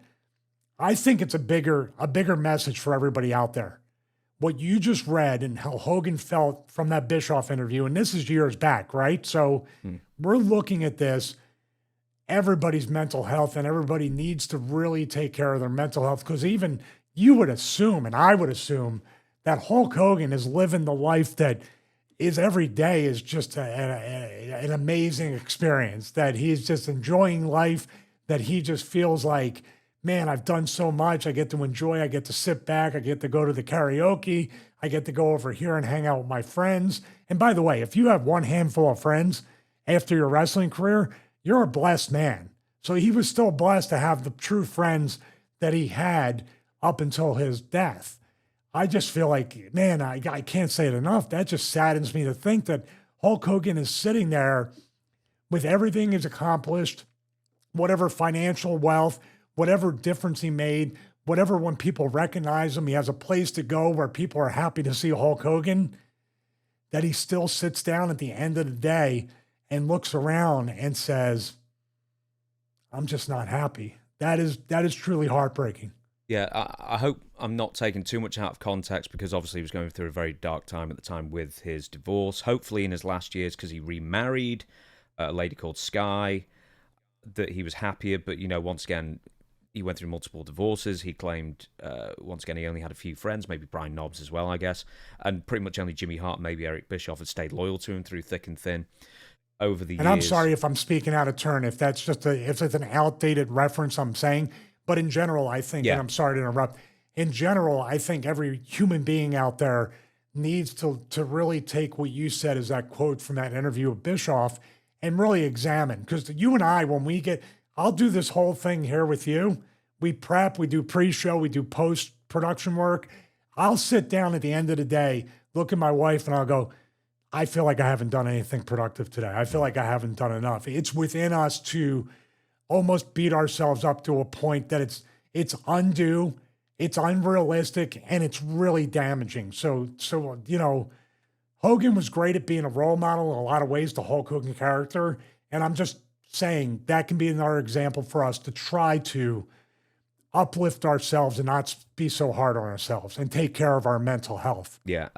John Lennon, I don't know what chat show it was, I can't remember, but it was a great quote where he said, and basically the most famous person on earth while he was alive, Beatles and afterwards, he said that the most draining thing about being a celebrity, that everybody wants a piece of you. And he said, I don't mean a piece of you sexually, I mean a piece of your time. And at some point, when everyone wants a piece of your time to say hello or ask a question or sign an autograph or something like that, it takes away a piece of you as well. And that can change a person. I think, we probably ascribe the same thing to Ric Flair than we have Hulk Hogan in the past, I believe, on these podcasts. Just as outsider's perspective, or, you've met Hulk Hogan many times and even worked with him. That at some point, Terry Bollea gets lost. And then you just become the character you've portrayed on television so long. And that, I bet that becomes exhausting. That might be the point in that interview too, before he really found his faith, and he really engaged that. He was like that, I think, during the end of TNA, but maybe hopefully that centered him and gave him perspective and guided him that he could be enough, that he wasn't going to be so hard on himself. I'll just end with that. That maybe after that is when Hogan kind of felt saved and felt like he could be Terry Bollea and not just Hulk Hogan. So I think for me, basically, and I'm sure for you as well, the death of Hulk Hogan is just really sad because for all his faults, he was one of the most special people in the history of the wrestling business. The greatest draw there ever was in the modern era over the long term. The wrestler more than any other built up a connection with the audience that warranted 9-minute standing ovations, not just even once, just people. He had to stop people from cheering him when he came back in 2002. Steve Austin would never get that. The Rock would never get that. John Cena would never get that. Hulk Hogan did. That is a testament to how important he was in people's lives. Even more than those legends that I've named. Weirdly, I can sort of feel if Ric Flair was better at PR as well, maybe weirdly he would get that, but I don't know. I think maybe Hulk Hogan had a connection beyond every name I just mentioned there. The Undertaker, I think he would have a stronger connection with the fan. That's my opinion. I don't know if you agree with that, but now that he's gone, I'm hoping that more people will reappraise Hulk Hogan, the character, and the ability of the man portraying Hulk Hogan, rather than, for the most part, dismissing him, assigning meaningless star ratings to matches, etc. That kind of thing. I hope that happens more. Well, there's also the point of the obvious thing with the Bubba the Love Sponge recording and everything that people just aren't going to get over. Even if they forgive Hulk Hogan, they're not going to forget it. So, and that's a choice of everybody can make on their own. I will say this, the character Hulk Hogan was amazingly inspirational to get people into the business or to get people who are sick to hopefully be well in the visits with the Make-A-Wish kids or the other things that the character Hulk Hogan, which is connected to the man in these appearances with the children, we are immensely connected to the brand and the character of Hulk Hogan. So when this happens, in a selfish way, we all feel like a part of us has just passed away as well. And also, as we get older and this happens to people like Hulk Hogan, we recognize, and we don't want to recognize, our own mortality as well. That's why it takes a deeply reflective approach a lot of times for a few days after something this happened. It's like, wow, I remember growing up, man, I'm getting old. I remember when this, man, another hero is gone. Everybody kind of sort of feels that way internally, like, man, I'm getting old too. And it's really it's a very sobering type of revelation when stuff like this happens to each of us. One more thing to add is that who else can say that they were the biggest star in the WWF, WWE, WCW, AWA, and New Japan? And he really was a sensation in Japan as well. And even TNA. Even in TNA, he was the biggest star. Yeah, and he was well past his prime, and he was the biggest star. He wrestled like twice, and he was the biggest star. There's no two ways about it. He was an amazing performer, and on TV Guide's tribute to the 1980s, Hulk Hogan featured on the cover in a collage of other memorable people and objects. So, as one of the most important people of the 80s in general, you can argue the 90s as well in general, but especially for wrestling. You can argue in the 2000s as well, for decades. I mean, I think Eric Bischoff, to close it out, said it best in tribute to Hulk: thanks for the house. Yeah, I mean, if Mount Rushmore was only one person, it would have to be Hulk Hogan, and he would be the first one that would go up on a Mount Rushmore of wrestling. So, we are going to go to Devon Dudley. After several years away from the ring, he is making a return. Now, I've put in parentheses at the end of this, is it a good idea? And the reason is, I've got a couple of quotes for you, Stevie. Table Talk podcast from back in 2021, Devon was giving an interview and he said the following about his health at the time. It could have been really bad. I had a stroke. It could have been really bad, but by the grace of God, they got it in time. There's no ill effects. I'm healing up extremely well. And then Chris Van Vliet, Devon did an interview with. It was prior to Bully Ray or Bubba Ray Dudley, whichever one you want to use, challenging the Hardy Boys at the TNA pay-per-view this weekend just gone to the last great tag team match of all time, the Hardy Boys versus, specifically, he said Team 3D. And this is what Devon said. I was almost 300 pounds, and basically what happened was I had an issue even after the back surgery. So he's had back surgery, spinal issues for quite a while, where everything was tight. I couldn't barely walk. He's messed up the word slightly, but I was walking with a limp like some of the old-timers used to see who never really took care of their bodies, and they paid for it in the end. I called Dallas, and I said, Dallas, I'm in trouble. And then to speed up the process, Dallas Page sent him a workout routine to help him lose a lot of the weight, which he then did. I believe he's lost in the region of like 80, 85 pounds as well. And I guess the reason Devon is feeling better, apart from all the weight loss and the surgeries worked, and apparently the stroke, there are no ill effects, as he says. He's got his wrestling school in Florida, and he has been where you actually went to film a few months ago, in fact, and he still rolls around the ring a little bit with the students. He still takes the occasional bump, and he has said that he feels no ill effects from it. So, do you think it's a good idea for Devon Dudley to get back in the ring at this age? He's 50 years old, but he's saying he's feeling great. Him saying he's feeling great is what we all say, basically when our ego gets involved. We all have egos in wrestling. I'm trying to put this in the right light because Devon's a friend and I worry about him. So I am biased. I'm not gonna pretend not to be biased about this, but I am going to talk from experience, my observation, and just father time in general when it comes to anybody, much less professional wrestlers. What Devon is saying is great. He lost 85 pounds. That's obviously going to take more pressure off your spine, off your joints. I'm glad just doing DDP yoga or any kind of exercise or physical therapy in general has his back feeling better, especially after the back surgery didn't do it. And a lot of people who have that lower back surgery, which is my assumption that it's the lower back, because most wrestlers, that's what me with the spine infection. I thought I finally hit the wall and I needed back surgery. It's just a thing that we all accept or we all have to look forward to as part of professional wrestling. But as a friend and somebody that's friendly with Devon, who's one of the nicest guys you'll ever meet in or out of wrestling, I worry about him and I don't think it's a good idea. I don't. Because Devon feeling better is not while he's actually taking bumps. He might be rolling around in the ring with the wrestlers and with the students. And by the way, I did do that video with him a few months ago and said, dude, you look great. Do you ever get in the ring or you want to get in the ring? And back then he said, no, I have no desire to get back into the ring. So somebody must have put the decimal point in the right place, as Jesse Ventura would say, and that's fine. This is the point. I understand what Devon is saying and feeling, because there are times, and it's not now because I just flew back from Utah and I'm still recovering from that, from flying, going to the airport early, getting a hotel room, sleeping not in my own bed, but in some strange hotel bed, rental car, all that stuff. But guess what I didn't have to do during my business trip? I didn't have to wrestle. I didn't have to take bumps. And I'm still feeling it days and days later.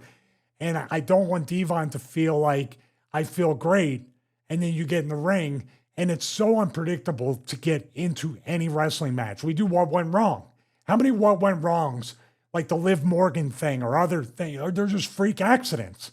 You can do everything right and have an opponent, like they have the opponents you told me before, it's Devon and Bubba versus the Hardys at the TNA next TNA pay-per-view, correct? Yeah, that's in October, so he's got another 3 months to, further limber up and train and everything.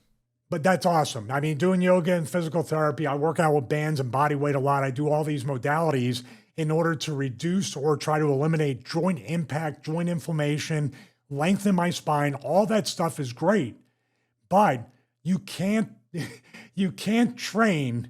The only way Devon can train for a wrestling match is getting into the ring and taking these bumps.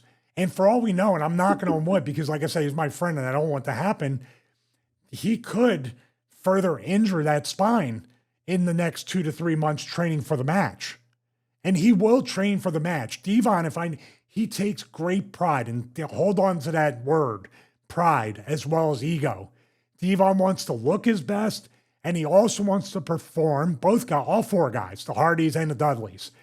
They want to perform just like what they're trying to relive. This nostalgia match is trying to relive a 1-to-1 ratio of the TLC matches, of that match that they had, the tables match at the Garden, where Jeff famously did the Swanton onto Devon. These guys are going to work their asses off. And that's what worries me, because Devon will work at the high level that he did back then. But I'm not worried about Devon, the man, Devon's mind, or Devon's motivation for doing this. I'm worried about his body and how it's going to react to possibly whatever freak thing might happen. Even if somebody slams him hard, his back could just really seize up. He has a stroke that he recovered from. Thank God, fully recovered. I didn't see any remnants of that at all. No slurring, nothing. I wouldn't even know he had a stroke unless he told me, which he did. So with that being said, what if somebody hits him with a really, really heavy clothesline or something to the head, or he takes a bump and he doesn't tuck his chin in time and hits the back of his head? Am I being a worrywart? 1,000,000%. And guess what? I hope the comments on this clip say, after the match, my God, this was one of Stevie's worst takes ever. So stupid. You were so wrong. Yes, that's exactly what I want. I'm not trying to jinx Devon. I'm trying to actually just put it out there that what we do here, and we pointed out with what went right, the botch watches and all that stuff, that things can go wrong even for the utmost professionals in the ring that know what they're doing. And that's, as a friend, I worry. He wrestled, I didn't realize this, I was looking up his matches. He actually wrestled in 2023 once and 2024 twice. So that's post-stroke as well. So I guess, he felt good enough to get in the ring a couple more times.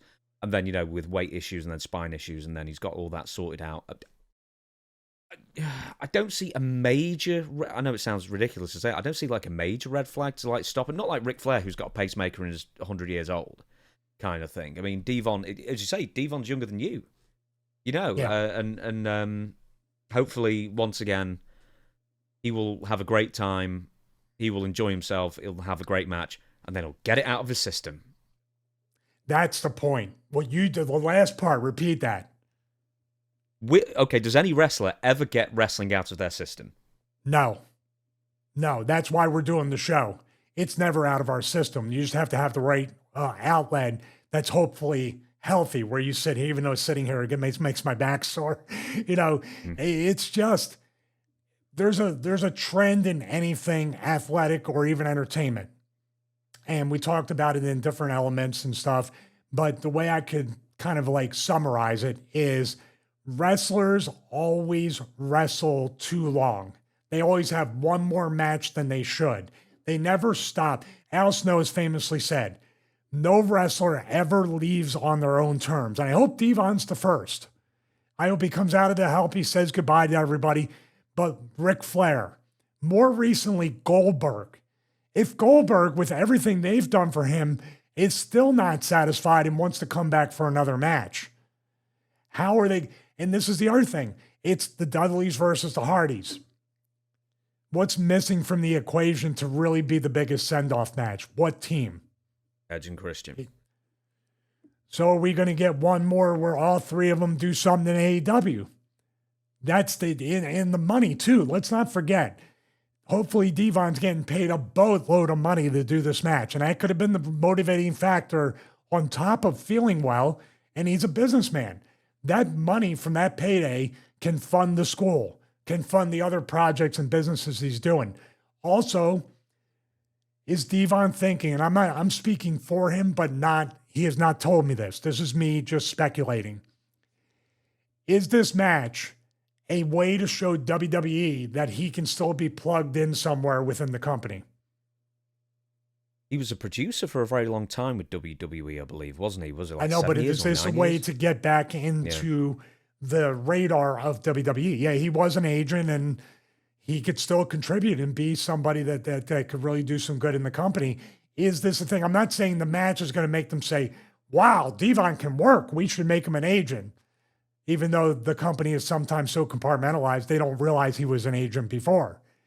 But I think Devon says if he works that match at TNA and there's WWE personnel and office people at that pay-per-view and they see him and they're like, oh yeah, by the way, out of sight, out of mind type stuff. But if he's in their sight, does that mean there's going to be another opportunity? Or sign the Dudleys to Legends contracts, they make autograph signings and appearances and they appear on TV?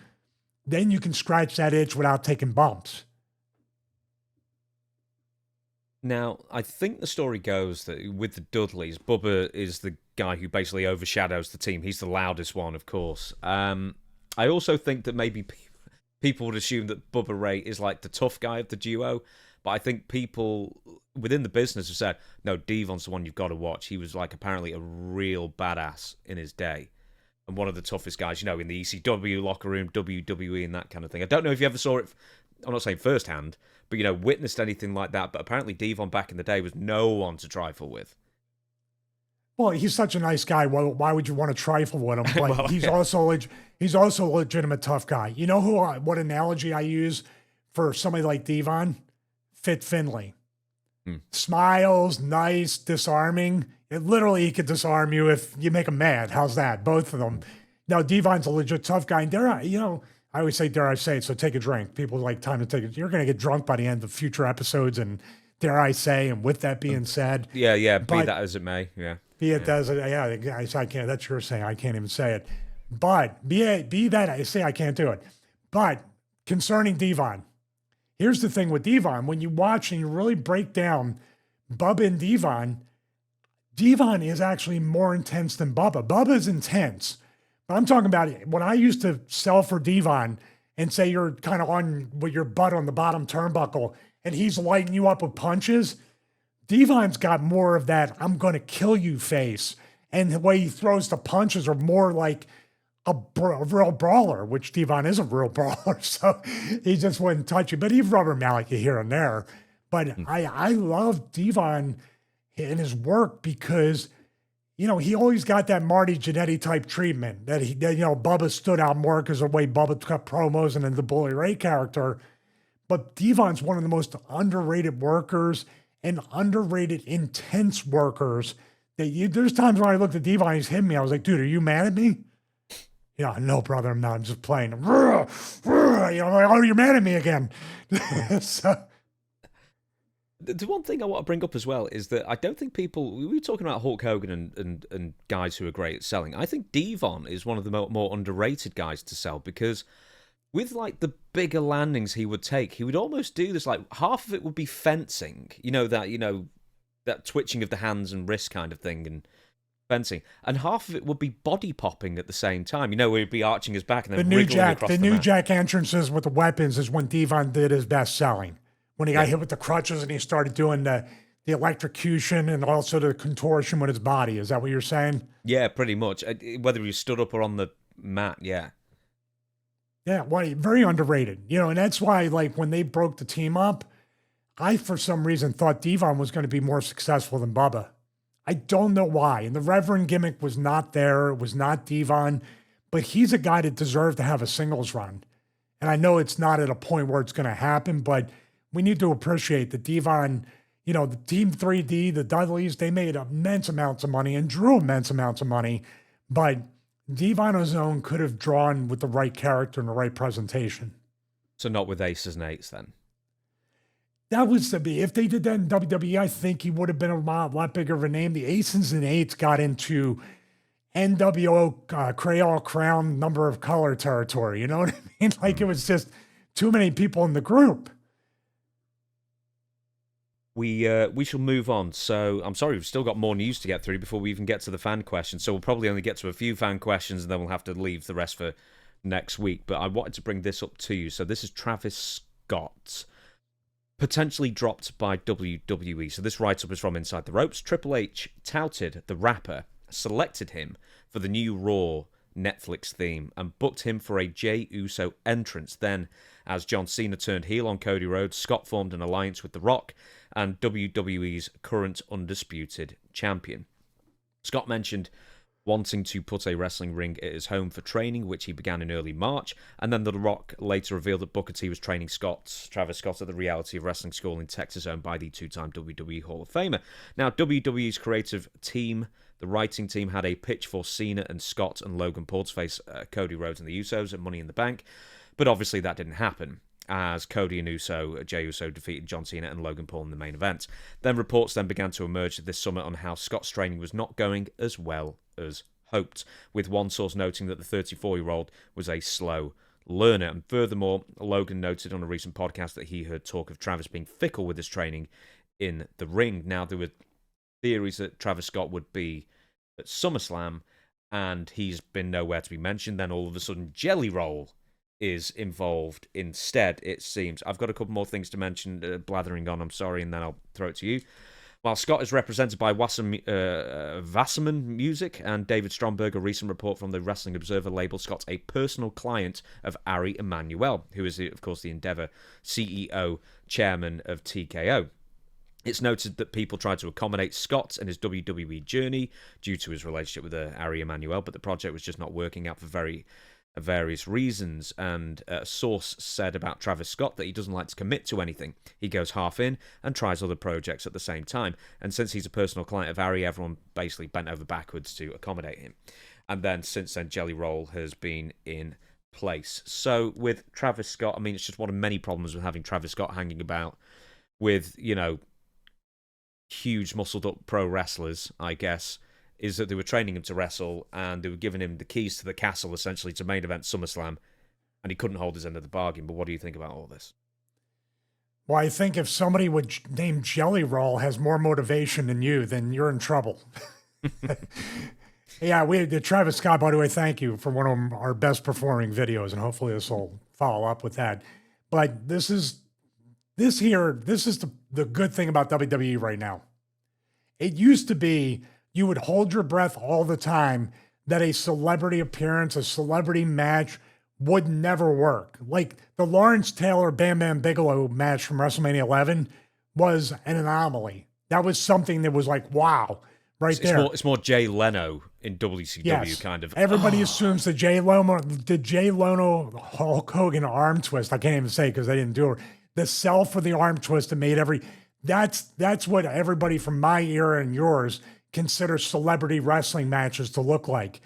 WWE has been so spoiled to have so many crossover celebrities do better, dare I say it, than some of the wrestlers on the full-time roster.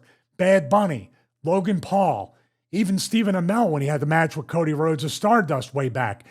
They've had a run, I think we talked about it before, that Travis Scott, they just assumed with that, man, that slap on Cody, that ear slap was brutal. I don't care if you say it was a work or you didn't get hurt. It was really sloppy, reckless, and self-serving in a way. So in a way, they are counting their blessings that this dude is not getting into a match, do multiple moves like that. And they look at the failure of a Travis Scott experiment as something that stands out. But I'm saying right now, the fact that the Travis Scott experiment did work out shows how successful the Logan Paul, the Bad Bunnies, the Jelly Roll segment was really good. Stephen Amell, it's not Summerfest anymore with Jeremy Piven. It's these celebrities now are assumingly by the company, coming in and just automatically translating into a pro wrestling match. They need to be careful with that because there are more Travis Scotts in the pipeline. You just have to make sure you minimize that. Do you agree with that? Yeah, I think WWE, especially for many years now, with the Celebrity Raw thing, and especially when WWE becomes an arm of TKO, is that they are so obsessed with street cred, basically. They're so obsessed with their cue points that they'll basically give inordinate amounts of TV time without fully testing out whether it's going to work or not to somebody like Travis Scott. And ultimately, he did two things. He burst Cody Rhodes' eardrum at Elimination Chamber, and then he ruined WrestleMania 41. That's not just me saying it, that's Drew McIntyre saying it on Impulsive, I think, with Logan Paul, who said that recently as well. And it was kind of The Rock that ruined it, if you know what I mean, but then just going from The Rock to just that, turning up and just ruining it, and then this is literally an indie promoter saying, put over one of my best friends on the show and make him a star because it's Ari Emanuel. And I can't believe, usually in wrestling, when somebody like Ari Emanuel is in power and everybody's kind of puckered up trying to just placate him and not get fired and not get heat with the company, this Travis Scott run, I think because Travis Scott ended up, like they said, half in it, and he just doesn't care, and he's kind of got ADD, and he's scattered and all over the place. He kind of eliminated himself from the company, but if he put it all into it and been lazy and a slow learner at the same time, but wanted to wrestle full time, he'd still be on SummerSlam because nobody would ever dare speak up and say, hey, your client is like ruining this whole thing. Ari Emanuel. Nobody would have the balls to do that. I know that's not even AJ Francis after the ladder spot. Man, yeah, I put that on. Me and editor Chris both posted that video at the same time because we did the Dutch video of it today, and he put something really, really basic as far as like Dutch Man Told Talks and AJ Francis botch at TNA pay-per-view. I just scrubbed it out when AJ Francis destroys his own balls. Yeah. They say it's the best clickbait thumbnail ever, but Travis Scott is the worst clickbait for WrestleMania 41. How's that for a segue back? Well, the thing is that how you were talking about Hulk Hogan, the airport test. He's like the worst airport test. Who would look there and think, man, he's intimidating? Especially when he's been flanked by John Cena and The Rock. And then you look at that guy who looks like he would fall down the plug hole of a shower, even with those stupid baggy jeans. Not a fan. But well, 2 points. Two points on that. Number 1 point, he is dangerous if you're sleeping across a bunch of seats at the gate. He'll slap you in your ear and burst your eardrum. He's dangerous if you're a fan in an arena that he's playing as well, because you never know when a crowd crush might happen as well. That's true. Yeah, the stage he'll bring the house down literally. So yeah, I know bad joke there, but the thing that sticks out with this, just a guilty pleasure, is I'm trying to picture in my mind Triple H going, "Let me listen to some rappers and see what stands out for the Netflix." As you can see, Connecticut's own Triple H picking the rap artist. And That's Harry the thumbnail. Emanuel. Triple H with FUBU on for us by wearing a sweatsuit with Travis Scott. If AI can make that thumbnail, we're all over it. With that being said, as I always like to say, I think for every single, even Jelly Roll, because he's really into it, you can tell he's trying. He is losing weight. He's at the Performance Center every day. He's trying his best. It's hardly like he's, Logan Paul, obviously, but I don't think he's going to embarrass himself like a Jay Leno. But it always seems for every Logan Paul out there, and he's obviously an anomaly. For every Jon Stewart who was great in his role, as brief as it was, or Kevin Federline, if people remember when he was there briefly, and he was like the first celebrity in years who actually took the FU and was like, no, I'm going to put you over. There's 10 or 20 Al Sharptons, or Pee Wee Hermans, or Summerfest. What's he called? Piven, Jeremy Piven. Jeremy Piven. Yeah, I love Summerfest. We still say Summerfest. So he made a moment at least, right? Jeremy Piven knew exactly what he was doing. Hey, think about like all the times they had great celebrities on. My favorite was who played along because they probably saw Happy Gilmore was Bob Barker. Did a great job hosting Raw one time. Yeah. Yeah, it was Jericho that did it so well as well. I'm sure I've heard him say, it was so tough to keep a straight face. I was like a little kid out there. Yeah, how can you be a heel to Bob Barker when you're like, that's Bob Barker? Oh, man, this is great. And it's funny because I had one of the worst celebrity experiences that we talked about during the Right to Censor episode where Adam Sandler would not play along with anything during that. That's when he was doing the Little Nicky movie. That's when Shane told me to slap Godfather, and Godfather was like threatening to beat me up if I slapped him. You remember that? Yeah, oh yeah. Oh yeah. But Adam Sandler, for all it's being said, Adam Sandler was, and that was for me, I was a huge Adam Sandler fan. And I look forward to that pre-tape. But afterwards, that was like one of the worst pre-tapes I've ever done, with or without a celebrity. And he was literally looking at his watch during the pre-tape, which was literally only maybe 60 or 90 seconds, maybe a little longer. Did that ever air? I don't remember it. I don't remember it airing either. I think it was so terrible it didn't air. Speaking of Adam Sandler, it is a tie into wrestling. He's got an awful lot of wrestlers on Happy Gilmore too. It's only a shame we couldn't have Apollo Creed back in with his fake hand. Yeah, I just saw something this morning where he talked about they had written him into the movie. Yeah. And then they had to make adjustments. And they referenced Chubbs was his name. They referenced him multiple times. But Happy Gilmore is one of my favorite movies. That's so much fun. Yeah, Carl Weathers, one of my... The thing is, he went through that thing of basically getting incredibly unpopular in the 90s with the B movies and stuff, and then sort of coming full circle with like The Mandalorian to Happy Gilmore and everything like that. So the best part is he used his Apollo Creed sayings in Happy Gilmore, addressing Happy Gilmore. So it was like all these Easter eggs of quotes from Rocky movies that he used in Happy Gilmore. My God, that'll be the third one. He's an action hero now. Yeah, goodness me. Yeah, so MJF is in that, and Becky Lynch, I think, is in that as well. So that's coming out this Friday. So we'll probably have to have a review for next week of that film, because I'm sure you'll be watching. If, well, probably not, because you hate Netflix. But shall we... Have we got anything else to say on Travis Scott? Do you expect that WWE actually is going to just totally just cut ties with him? It's like, well, we've been burnt. But also at the same time, WWE is so desperate to, be aligned with celebrities currently in the public eye that are actually young and hip. Like me. I think also the fact that he was smoking something on the way down to the entrance with Jey Uso didn't help his cause either with advertisers or anything, unless we're going that route, more adult themed stuff. I think it's going to be one of those things like maybe they just don't say anything and he stays busy with other stuff. If they switched, because his song is the Raw theme for Netflix, correct? Yeah. If that music switches, that could be an idea of if he's coming back or not. Ooh, that's a good shout. Well, maybe they've got it signed up for a year or something, and then they switch it up in January next year. Who knows? Do you want to address the Bryan Danielson thing, or should we save that for a later time and go to the fan questions? Entirely up to you. I think we can address it. Is it timely?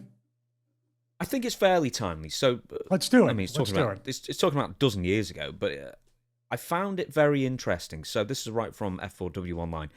Bryan Danielson reached the summit of WWE when he won the company's World Championship in the main event of WrestleMania 30 in 2014. One of the best finishes to a WrestleMania ever, I think most people agree.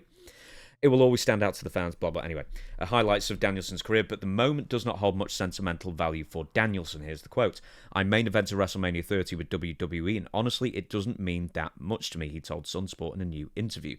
My sister and my niece got to come to the ring, right? But I was about to marry my wife the following Friday, and they wouldn't let her come down to the ring. They didn't want her to be in the thing. I guess it's a storyline thing.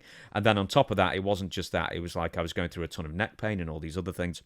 So these things that seem like cool moments to a viewer, there's all this other stuff going on in a wrestler's life or in a performer's life that could make that moment not as valuable to them as it is to the people viewing. He reiterates, Bryan Danielson does, that being in the main event of All In, AEW All In 2024 at Wembley Stadium versus Swerve Strickland was a much bigger deal to him. It said it's the whole circumstance, Danielson said, it's knowing that my career's coming to an end. It's knowing that this might be the last time that my kids ever get to see me wrestle. It's them being there. It's the crowd reaction. The UK crowds are just the best.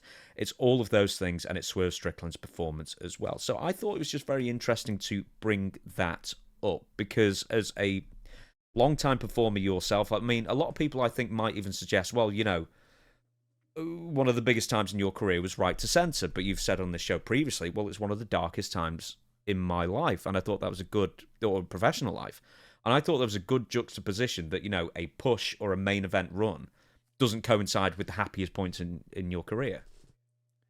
Well, I also think the analogy can go back to our first segment talking about Hulk Hogan, that even with all the immense success he had, he was suffering from depression, not feeling like it was enough, didn't have that fulfillment.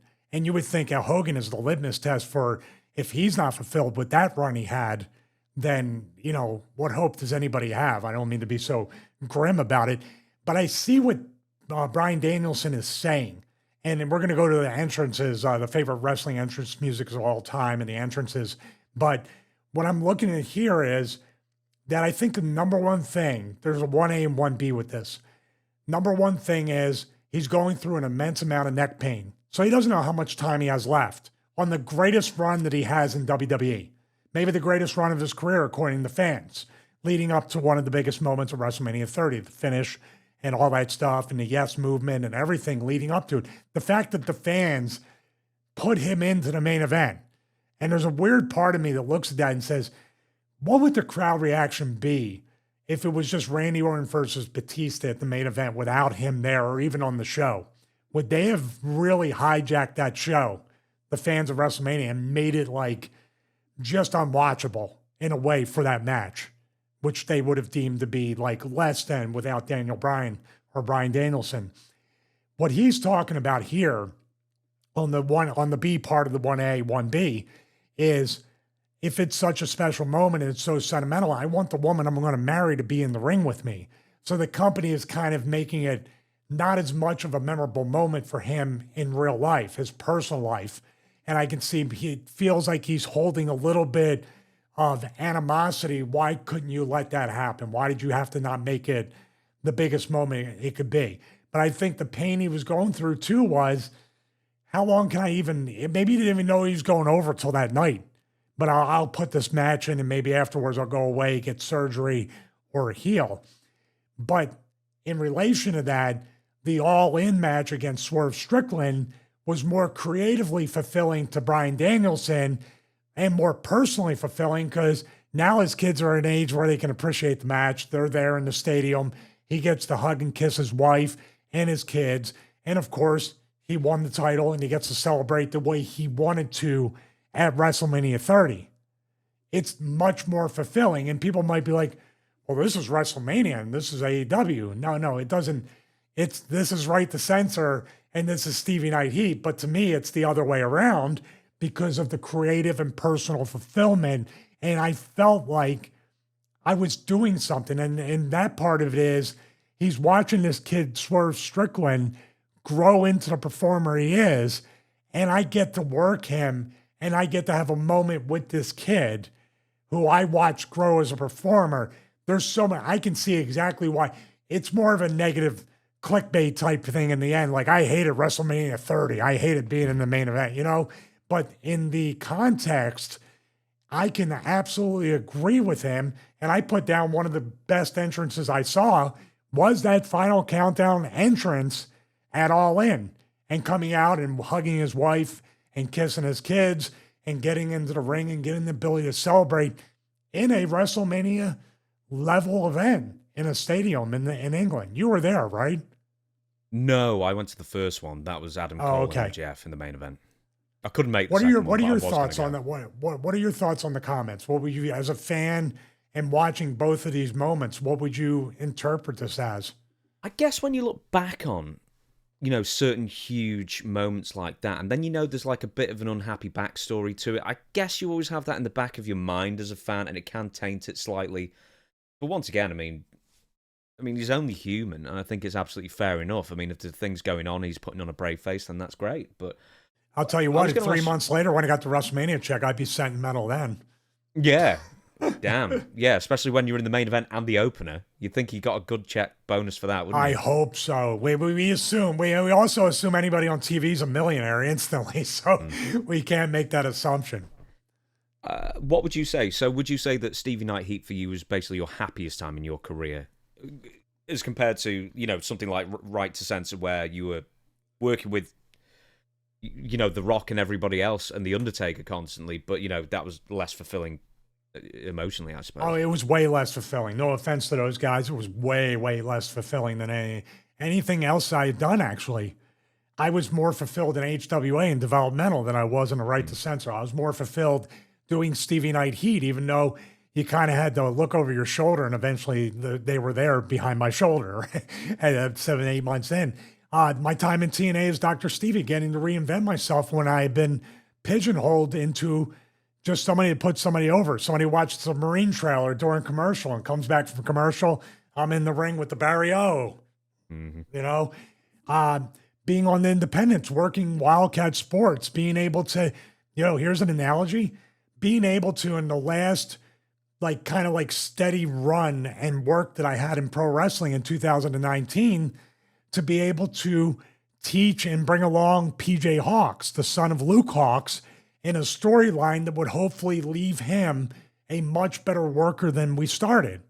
That's the fulfilling part that wrestlers creatively and personally can feel. And it hardly ever translates into the biggest moments fans see. It's really weird how it doesn't really line up. I didn't ask you this at the beginning, but I don't think you've ever wrestled Bryan, have you? Never. No. Right then, we are going to go to the fan questions, and we're going to get to as many as we can in the 50 minutes or so that we're going to probably allocate to this, and then the rest of them will end up on next week's episode, which will also be, unless something else major happens, I guess, and it gets bumped again. But first one, Skip James, favorite wrestling entrance music of all time. I misread that, and I apologize to Skip and to you, James. I thought it was the favorite wrestling entrances of all time. Let's do the entrances then. Yeah. Yeah, the actual end. I'll do music after this because I'm a big fan of wrestling entrance music. It's when you're a fan, that's what pumps you up. It's almost like workout music. And when certain songs come on now, I don't shut them off when I'm working out. They're good cardio, good intensity stuff. But are you going to pick something then? So there are two different types of entrance music. Are we going to go with real world songs? Or are we going to go bespoke, your Jim Johnson, Jimmy Hart kind of? Let's go songs made for entrance wrestlers. That's a great point, because what I want to say is the wrestling music today sucks in comparison to the Jim Johnston. And there's a famous clip, I think it's still on YouTube, where even with Vader, he's And I watch Vader walk to the ring and he's got this boom, boom, boom, and he starts playing it on the guitar. He watches Shawn Michaels, The Undertaker, and he goes, he really, there was a creative process back then with WWE. It was in Beyond the Mat. That's where it was with Jim Johnston. But they also have the creative department that draw up, mock up outfits and gimmicks. I don't know if they go to that length that they did back then, because it really was workshopped, and people put it like, that's why WWE or WWF at the time stood out in comparison to WCW or NWA, because they treated it like it was a Hollywood studio. You had people doing all these different things. Jim Johnston, why did you ever get rid of that guy? Because he could really bake the identity of a character into a song. I think one of the last songs, I don't know if it was the last song, but let's start with wrestling music that he did that I really loved. Vader was one. Then you combine the lighting of the red, the black, it's blacked out, them reds and stuff like that. Steve Austin, when the Break the Glass and all that stuff happened, I think that was a Jim Johnston special right there. Shawn Michaels made the music with Sherry Martel singing it, and then twisted it to where Shawn sung it. And it turned out like incredibly well. I would believe everybody, even, stuff like, I'm trying to think, Bret Hart's music, how it evolved. The original Hart Foundation music, I think, is still way better than when he did the big guitar riff and updated it. I love the boom, boom, boom, boom, boom, and it kind of ramps up. That's awesome right there. The Hardy Boys music, I don't think that was a Jim Johnston, but it might have been. No, that was library music. Yes, it was. You're right. So it was just basically, Jim didn't do that. But I'm thinking also, was Jim Johnston there? He was there with Right to Censor. Even Right to Censor, as bad as it was, there was an identity to the music. It was as annoying as the group. So I think Jim Johnston, man, I don't know why nobody has scooped him up like AEW or anything to try to create music for the wrestlers. I've got a theory about that, because if you start going into the early 2000s, I think the music started getting really creatively bankrupt to a point. I wrote a couple of people down. Christian, right? So obviously you had Christian, and last you're on your own. But then the music after, it doesn't, you don't know what the theme was. It's just that weird distorted guitar noise that ended up on everybody's theme, like from Christians to A-Trains to everybody's. And at some point in the early 2000s, most people's themes started sounding really similar. People who stood out was people like JBL, and with the stock market bell ringing and stuff like that. But I don't think Jim Johnston's contributions in the 2000s were as good as the 1990s. And I bet at some point someone thought we'll have a change, and then they had like CFOs working with Jim Johnston at the same time, and they were battling it out. And he was ousted. CFO was full time. Well, let me give a theory. I'm speculating on this. Remember, right around the time you're talking about, WWE went public. So you think there was some stuff where you have to back off? They got really close to some stuff with Razor that Ramon, music back for starters. Woof. Yes. That was so close to the Eagles.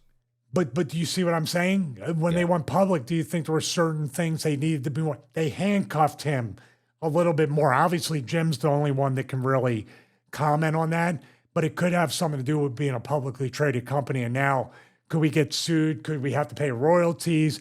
They were trying to avoid mainstream music for the longest time and create their own. They did get Rage Against the Machine and a knockoff Rage Against the Machine as well that did the DX theme, remember? Yeah, but Steve Austin's theme was based off a Rage Against the Machine track as well. It's not Bomb Track, I don't think. I can't remember which one it is. But that basic underlying structure came from Rage Against the Machine. And then they had, as I say, Chris Warren and the DX Band, who did the DX. I mean, that's one of the greatest theme songs of all time.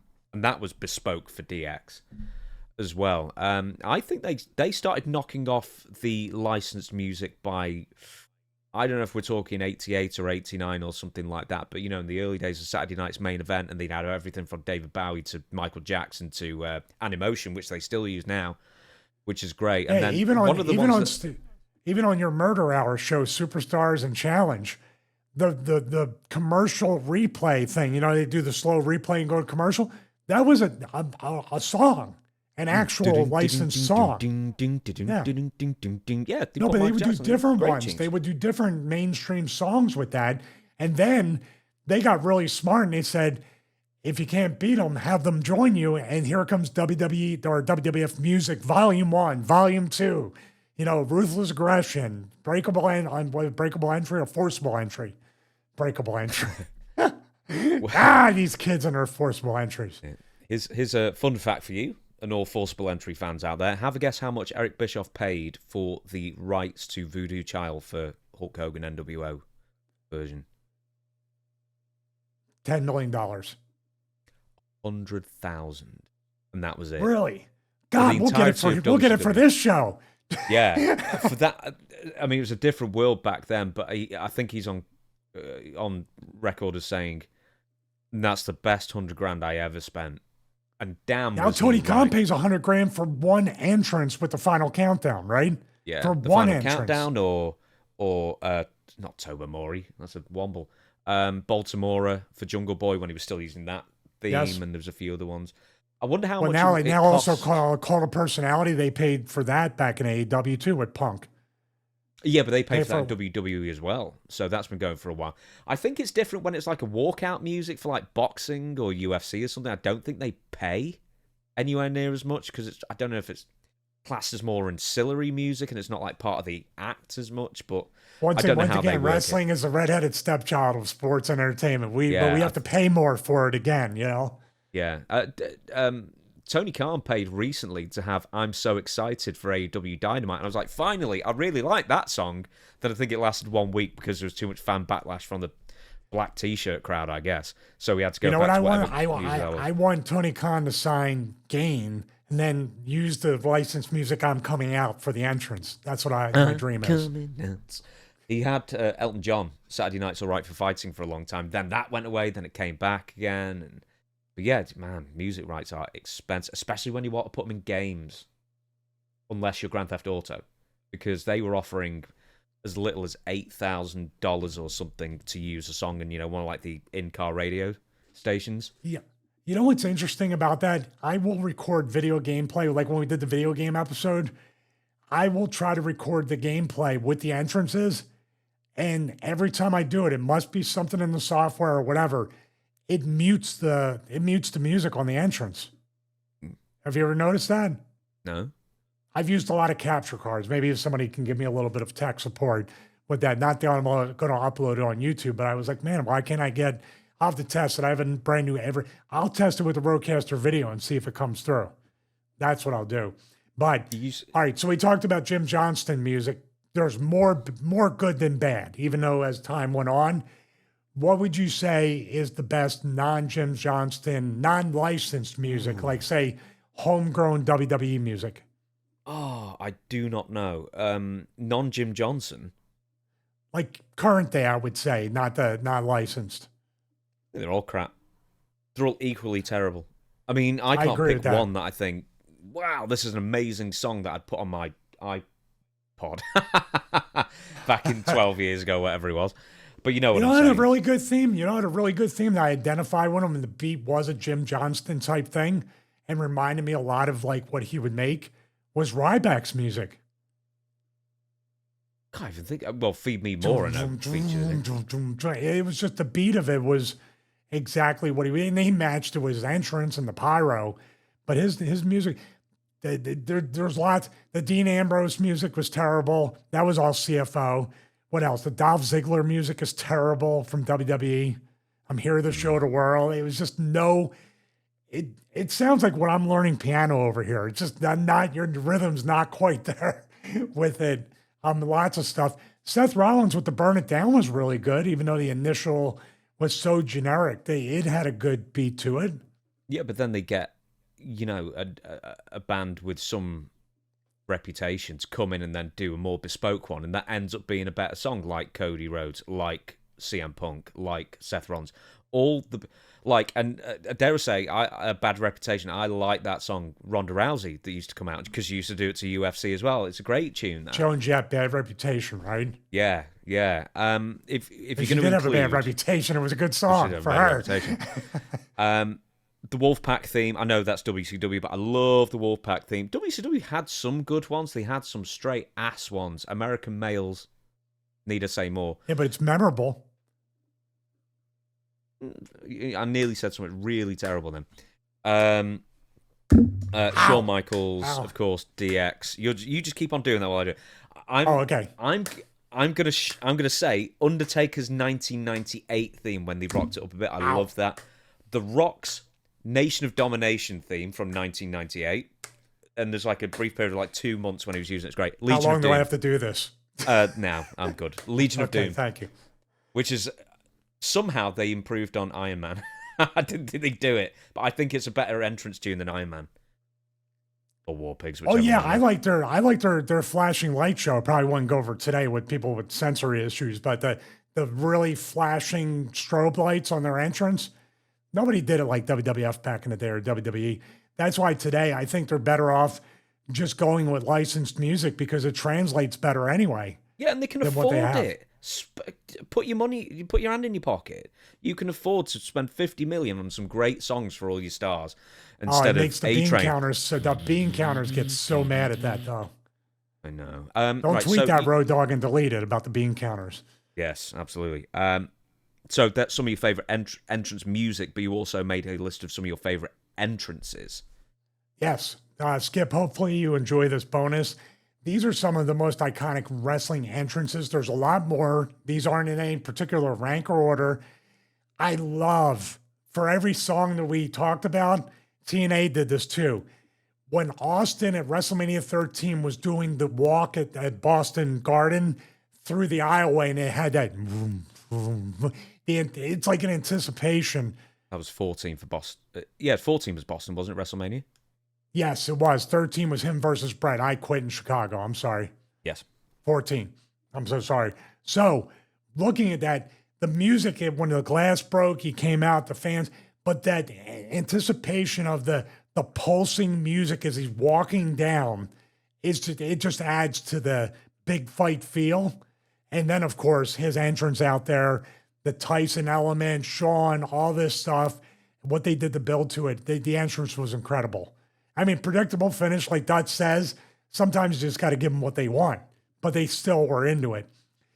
I think maybe one of the greatest presentations outside of a WrestleMania is the DX entrance with the military guys, the extras at SummerSlam before the ultimate squash of the Spirit Squad. Mm-hmm. Like nobody was guessing who was going over in that match, but the entrance was iconic. It was awesome. Here's one way, way back. I think this is the Great American Bash 85 against Nikita Koloff. I'm not sure. Ric Flair, Great American Bash helicopter entrance onto the field. Do you remember that? Yeah. Awesome, right? Just because you mentioned Nikita Koloff, you said nobody leaves wrestling business on their own terms. Nikita did. He's one of the only people who did. And never well, he back. did wrestle Vader. That was enough to tell you. The Vader match, I think, said, okay, I'm out. But I think he said, if I'm not a success by the time I'm 30, and I think he pretty much retired at 30, or, enough of a success to keep me in this business, or not make enough money, or I don't see it going anywhere, or maybe he just wanted to retire at 30. And he did. One of the very few people who did it, of, a wrestler of some, serious note, I guess, would be fair to say. That's a good point. That's a good point. Yeah, Nikita's doing great still, so good for him. Okay, 2 entrances. One already involved Shawn Michaels. Well, 2 of them involved Shawn, but the actual entrance with DX. And these 2. Shawn Michaels, WrestleMania 12 and 25. 12 is coming down on the cable, which Vince, there's footage of him doing it first before Shawn did it. That was before the 1 hour plus match against Bret Hart, the Iron Man match, the one in overtime in Anaheim, California. WrestleMania 25 versus Undertaker, the light versus the dark. Shawn coming down from that cherry picker with the smoke and everything, with the white cowboy hat, the white duster. The smoke came up, his music hits, and he's got the outfit on and he comes down to the ring. That was really awesome. I think the Hardys at WrestleMania 33 in Orlando with that multi-tag match for the titles, what a surprise. And they had just wrestled a ladder match the night before against the Young Bucks for Ring of Honor, right? Mm-hmm. So nobody thought they were going to be there. And plus they kicked each other's asses in that match. The fact that they could even show up. I would say Hogan and Andre, maybe everybody who made an entrance in those little tiny rings that took him to the ring at WrestleMania 3. Remember that? Mm-hmm. No music. Well, Hogan had music, didn't he? Yeah. Yeah, Hogan No, would he have done, didn't. but Andre never had music. They music, insert music when Andre's in later WWE titles in the games. They insert music for him occasionally. They did in No Mercy. But no, I don't think he ever had music. I just talked about it. Bryan Danielson at All In. I thought that was awesome. Final Countdown makes a big difference. Licensed music, but the entire presentation. CM Punk at AEW First Dance. The first time CM Punk showed up on TV, in 7 years? And they used Call of Personality. And it was in Chicago. It was really up there. I put Cena at WrestleMania 25 because you had all the Cena lookalikes on the ramp. But there's tons of them. I mean, there's WrestleMania now. It seems like even for some of the specials like Saturday Night's Main Event or even TVs in general, the presentation is really kicked up. So that's just a list. Leave a comment below. Let me know your top 5, 6, or top 10 entrances of all time. What are yours? Next. Do you know what? All the ones you were telling me, I'd completely blanked on every single entrance I really loved. I cannot think of a single one.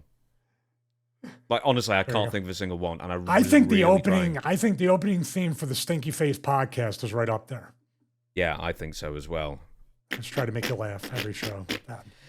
All right, good. Aha! Oh, we haven't done that in ages. Oh, geez, aha. Any entrance Jeff Jarrett makes where he goes, aha, is iconic. He came down on a horse once.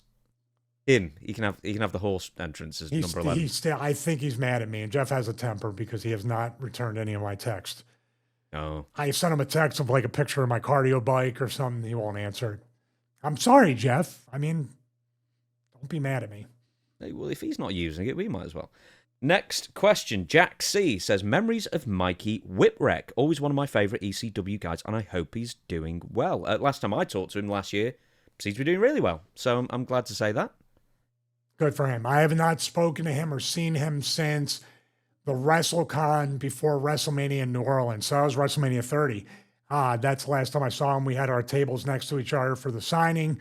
We caught up. We were always friendly, never really friends, never really hung out, but friendly. And we worked a ton, even in the early days when I bought the buy and die, just black biker shorts that had hearts on them.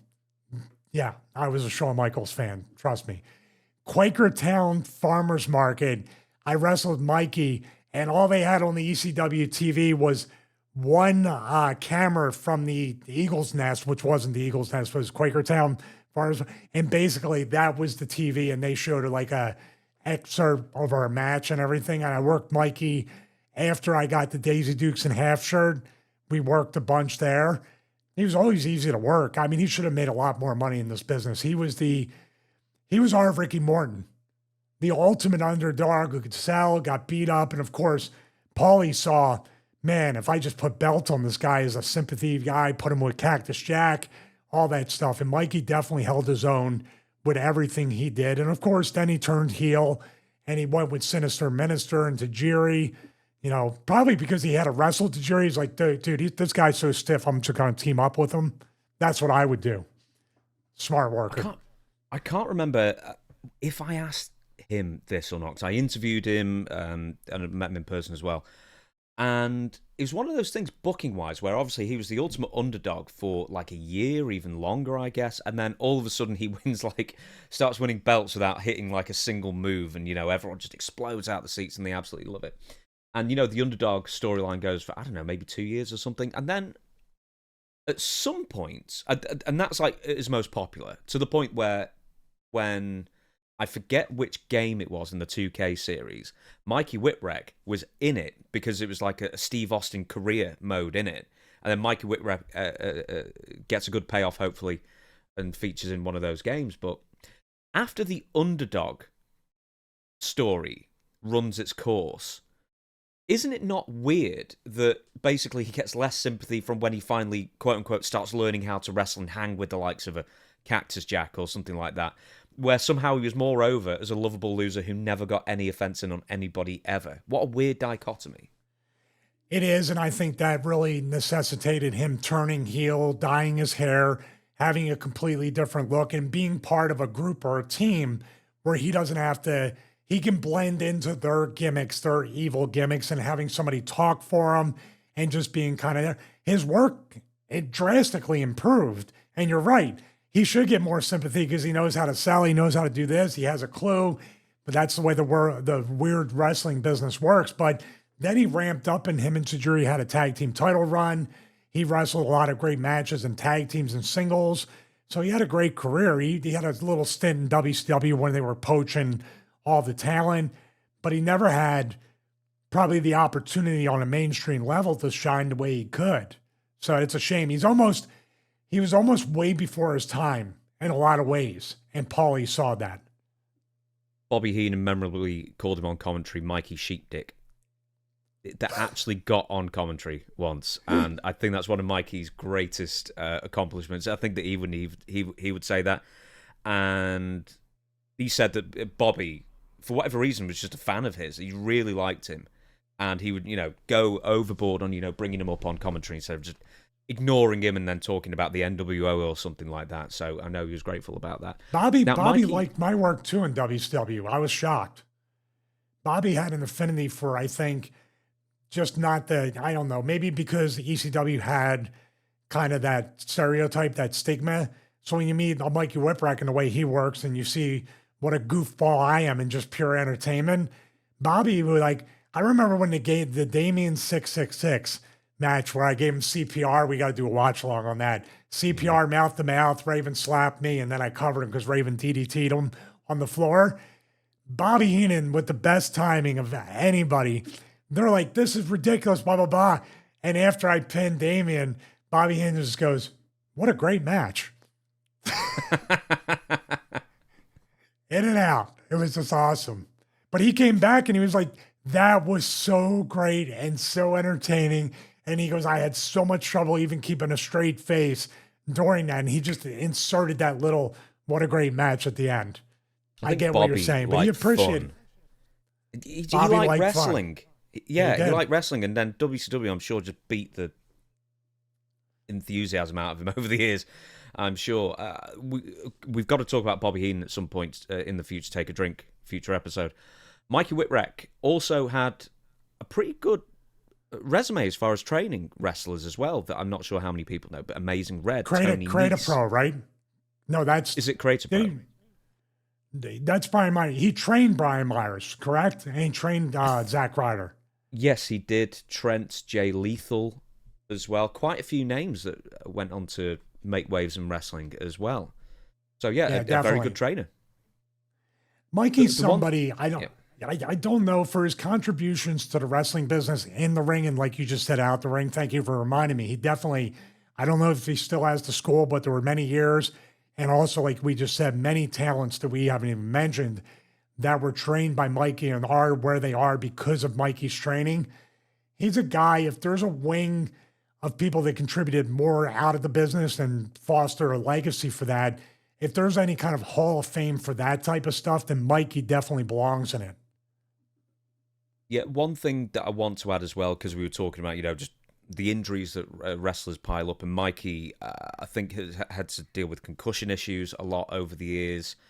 Something that I believe he still struggles with and does his best to as well. But other than that, I believe he's in a really good place, and all the best. Really nice fella as well. Yeah, I totally agree. And like I said, it's not even hyperbole. If there is a Hall of Fame wing or an induction for the contributions that somebody like Mikey Whipwreck made, he definitely deserves to be in there in the top 2 or 3 people that I can think of. Right, next question. Was there ever any plans for you to appear in a Royal Rumble match? What's the process for who makes it in and who doesn't? You were on Raw each week prior to the '03 Rumble and on Heat regularly prior to '04 and '05, but never made it in. That's a good point, though. Even in the Right to Censor era, that was at the height of Right to Censor Royal Rumble 2001. Why were you not picked? Well, to quote the person that told me when I asked why I am not in the Royal Rumble, they said, because you're not good enough. So I have no idea the process and a process of who makes it in, who doesn't. I was literally told right to my face, you're just not good enough to be in this match. And I never asked again. And that was at the Right to Censor height where people would have popped to see me get eliminated, especially if it was baby faces and heels all ganging up on me. You know, because I was hated across the board as a guy who censors all this stuff from wrestling. No, but I was told straight up, you're just not good enough to be in this match. And that was probably a thing to kind of beat me down and make me feel bad about myself. I just walked away, like, whatever. The funny part is, on the opening of the Royal Rumble, the pay-per-view package, here's a little Easter egg, a little Star Trek nitpickers kind of thing. They're showing everybody go over the top rope. They show me in slow motion getting thrown through the second rope. So I've never been eliminated. I'm still in it, baby. Yeah, you and Taka Dolph Michinoku, Ziggler? maybe? Dolph Ziggler? Well, Taka. It was Taka, I think. Yeah. Yeah, there was some, like, one of Kaintai, I don't think ever made it in the ring or something. No, it was Taka who ended up getting thrown over and then his face bashed on the floor. Or was he even in So his feet never touched, his face did.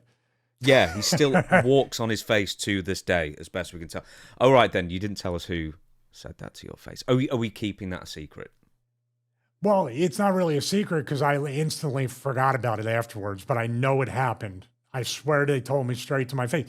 These are just little things. If I'm going to go up and ask a question, I'm opening myself up for the crappy answer. So maybe they just said it to say it, or maybe it was really just something. But the end result was I've never been in a Royal Rumble match for my entire 9.5, 10-year career in WWE. You see, that would have only made the 2001 Royal Rumble even better, because that is maybe my favourite of all time. There's 99, there's 92, 91, people forget, it was amazing. 2006 was good, 2002 was great. That would have done nothing but enhance it, I think, you being in. But unfortunately, well, the other guys weren't. Yeah, the other guys were in it.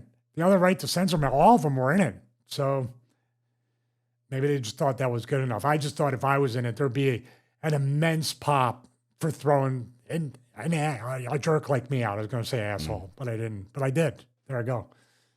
Hunter, of all people, Hunter Helmsley asks this. Hey, Stevie, you were in WWE, or WWF, in fact, when the real-life Triple H and Stephanie McMahon and Chyna love triangle took place. What was the locker room gossip like, and when did you first hear rumours of Triple H and Stephanie dating in real life? Fan from Derby, UK. Well, I can say during the... Yeah, I didn't really care, but I knew this was the part towards the end of the Right to Censor, I believe, when it started. Royal Rumble, what film was it? I'm sorry, was it SummerSlam? When Hunter went and got backdropped by Mick Foley, by Cactus Jack, and he went into a pallet and it cut his leg up. It was Madison Square Garden. It was 99 or 2000. No, it was 2000 or 2001. Right. Basically, I know. know. So Cactus Jack's retirement match, that was 2000, No Way Out 2000. Absolutely that. Okay. So this is the height of the Right to Censor. Obviously, we're all there at the show, at the pay-per-view. He takes the backdrop. That was a great match, by the way. He takes the backdrop onto a pallet, and he gets a nail in his calf, or he gets sliced up or punctured, and he's bleeding, and it's really serious. So they put him maybe on a stretcher in the back, or do so. He finishes the match, so you got to give him credit for that. He's always, even with the torn quad, he finished the match and stayed in Jericho's Walls of Jericho. But back to this match, after that match, he's on the stretcher, or they're tending to him, and that was the clue for me and others that they were together, because she was almost on the verge of tears, and she had her arm around him, and she was hovering over him, And that's not a business thing. That's not a business relationship or a promoter or somebody in the office worrying about a talent. What were the rumors or the gossip? I can't quite say, because if this is 2000, which it is, I'm avoiding the locker room at all costs. I'm a pariah in the locker room. We went back to that on the full episode talking about my time with the right to censor. So I wasn't a part of the gossip. But when I saw that, they're together. And then China started being a lot nicer to me. So that's usually an indication, well, She was on the hunt. Not on the hunt, but I mean being nice to me, because all I can say is just my speculation. She's no longer favored up there and she's on her way out, which is true. But you didn't know that at the time. But she's being very, very nice and starting to hang out with people that aren't Triple H or aren't the top people. She's hanging around a lot more of Val Venus and other people. You just look at that and you're saying, okay, there's something going on here. Now they're kind of always joined at the hip. She's alone, or she's with Stacey Carter a little bit, because they did that thing with the Stacey Carter wearing the black wig and coming out with her. So, you kind of put your eyes down and just kind of push forward. But it became something you couldn't help but notice over time. I think the only other concrete bit of evidence, I guess, was from X-Pac, and that was Sean Waltman around the same time. He said they filmed a D-Generation X and Run DMC video package that was going to be in the strip club and everything like that, and out in the streets in New York City, right? Yeah, and they said, or Sean said at the time, yeah, they were getting a bit overly friendly, and that's when I sort of had a guess about it. So it all sort of coincides around, February 2000. Hartford Civic Center, by the way, that was. No Way Out. Oh, I'm sorry. I thought it was the Garden. So, but once again, no, you weren't. Okay, actually, I'm sure no one really cared that much. It's their business and whatnot. But maybe two things. It's one, did you think, oh, damn, Triple H is really going to get in power now? And, actually, yeah. And two, was that the talk of the locker room for a while, or not that much? You know why? I don't think, this is the thing. I talked about in the NXT episode. There was always a camera laying on the floor. There was always some piece of audio video equipment somewhere in the locker room or somewhere close by that we could see, much less the other places where they could have cameras or microphones. And if they didn't, there's just a natural paranoia. So a lot of times those things would not be, and let's think about this, even if there's not a microphone, there's a pair of ears somewhere, or multiple pairs of ears that they could stooge you off and stand on your throat to make it higher because I told Hunter what this person said. But yeah, I looked at it and I said, well, this is going to work out one of two ways. This dude's going to be gone in a month, or he's going to be running the company. Mm-hmm. Next question. We'll do a couple more, I think. Katie Elizabeth says, I'd like to hear Stevie's thoughts on the topic of forgiveness and how to forgive someone who has wronged you or hasn't necessarily apologized to you. Not a wrestling topic, but it's a topic so many people struggle with, including myself. Well, including myself, including James, probably including every other human being on the planet. Thank you very much. That's a very deep question. And I'll start off by saying that I'm a flawed human being.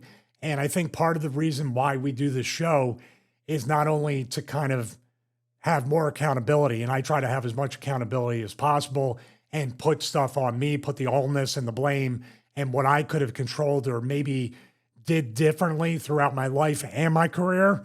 So I've learned to forgive more and more. The forgetting part is the problem. The forgetting part for me is the issue. And a lot of times with this show, it's a double-edged sword because we bring stuff up, and then there's times where I'll text people that we discuss and I'll be like, why are we even fighting? Why are we even arguing? Why do we have this weird thing between us? Why can't we just hash it out, be men, forgive and forget, maybe become friends or whatever?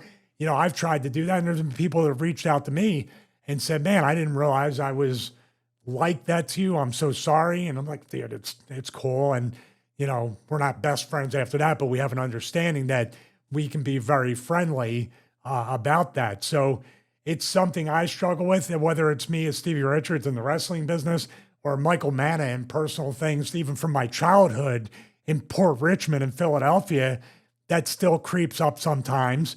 There's certain things and certain people throughout my life and business that I think I said it during the Godfather thing. I'm different than these people. I'm always going to be different. I'm never going to be figured into the wrestling business in a way or belong. And that's cool. They go their way. I go my way. Maybe it's not a forgiveness and forget type of thing, but it's like, all right, that's cool. I moved on from that, but I choose not to ever hang out with those people, which is still a little bit of the holding on to it and not fully letting it go. So it's a struggle. And even at 53, I'm just like, when am I going to just find that calmness where it's just like rolls off my back? Because some things, here's the thing with me, my wife always points it out. The biggest thing that would stress anybody out and set anybody off or make anybody take the air out of your sails, the biggest moment, say my truck got taken away by a hurricane. I'm like, oh, well, that's strange. But then like the pen's out of ink. I can't write this damn paper. You know what I mean? It's like I got it all mixed up and in reverse. But then, my cat sits on my lap and it all calms down. So it's all good. And you even said, let's talk about this. Because forgiveness has a lot to do with carrying undue stress. I think that's a good analogy. You talked about like different stressors and the internet and all this stuff and getting very, very frustrated. And you just looked at your baby and said, it's all small stuff. Mm-hmm. Perspective is the word. That's what I'm gaining, but I don't feel like I've gained enough and I have a lot of work to do. Perspective is probably the number one word when it comes to forgiveness and also as well forgetting what people have done to you. I'll give a couple of examples and a couple of bits of advice because I think I really struggled to let go of certain things over years prior, and it was more to do with me and just how I just wasn't happy with myself for a long time. Now I'm the opposite way. I'm a complete egomaniac. I remember very specifically, it's a line in a song, and I know it sounds so stupid, the Traveling Wilburys, right? And I know it sounds ridiculous, but end of the line, but it's all right. And there's a line that, I can't remember if it's George Harrison or whoever said, or Jeff Lynne or whatever. Well, it's all right. Remember to live and let live. Well, it's all right. The best you can do is forgive. And I thought, what a great line. And for whatever reason, I took that to heart. And there was something really bugging me. And after I just thought about it, it never bothered me again. The other two things I'd say is, one, stay busy. Because I think a lot of like holding on to stuff is that you aren't maybe as fulfilled in your life as you could be. And you put some of your frustrations onto something else that happened, something, whatever. I always find that staying busy is really, really great for that. Because then just it doesn't seem as important. And I can't think if there's any other advice I'd have. Get older. I think the older you get, the more you get perspective. And that's just a natural process. You know what? Dutch had said something too. I think this quote is really, really valid too. As far as hanging on to things. As far as really hanging on to stuff. It was about Russo and Cornette, I believe. Didn't he say something to Cornette one time that, the only person you're hurting by showing this much hatred or this much animosity towards somebody or feeling you've been wronged, you're only hurting yourself. It's a poison that only hurts you. So, and I've had throughout my life instances, even 20, 30 years ago, where I felt like I needed to reach out to somebody and say, I'm sorry. And they totally forgot about it. But it was that accountability on my part that felt like I need to say this. And whether you forgive me or not, or whether you even care, just the attempt to do that is in there. On the other end too, people that won't apologize to you, you still have to forgive them and forget it as well, because it's only going to poison you. You're not waiting for them to validate the fact that I was right and you were wrong. You say, I forgive, and I walk away. And yeah, staying busy is the best thing to feel like you're making progress and you're not hanging on to things, because the world continues to move no matter what happens, who lives, who passes away. And let's say this, since it's a theme with the Hulk Hogan thing in the beginning. And I would say this to you, the person asking a question, which was Lemmy Motorhead, correct? Oh, no, I'm sorry. No, Katie Elizabeth. Katie Elizabeth. I'm sorry. I looked at the wrong quote. They're all bunched together on the notes. So, Katie Elizabeth, I would say this, that every day you have to think, like, it's kind of like, I guess, workouts or wrestling are a good analogy. Did I leave everything in the gym? And I do my best? Is there anything that I'm left with still to do? And each and every day, I think James and myself and people like us all say, okay, what can I do today to progress and be a better person? What have I left undone, unsaid? Is there anything that I can have closure with a person or somebody in my family or friends, or even a person I might have like said something completely wrong and I didn't mean it?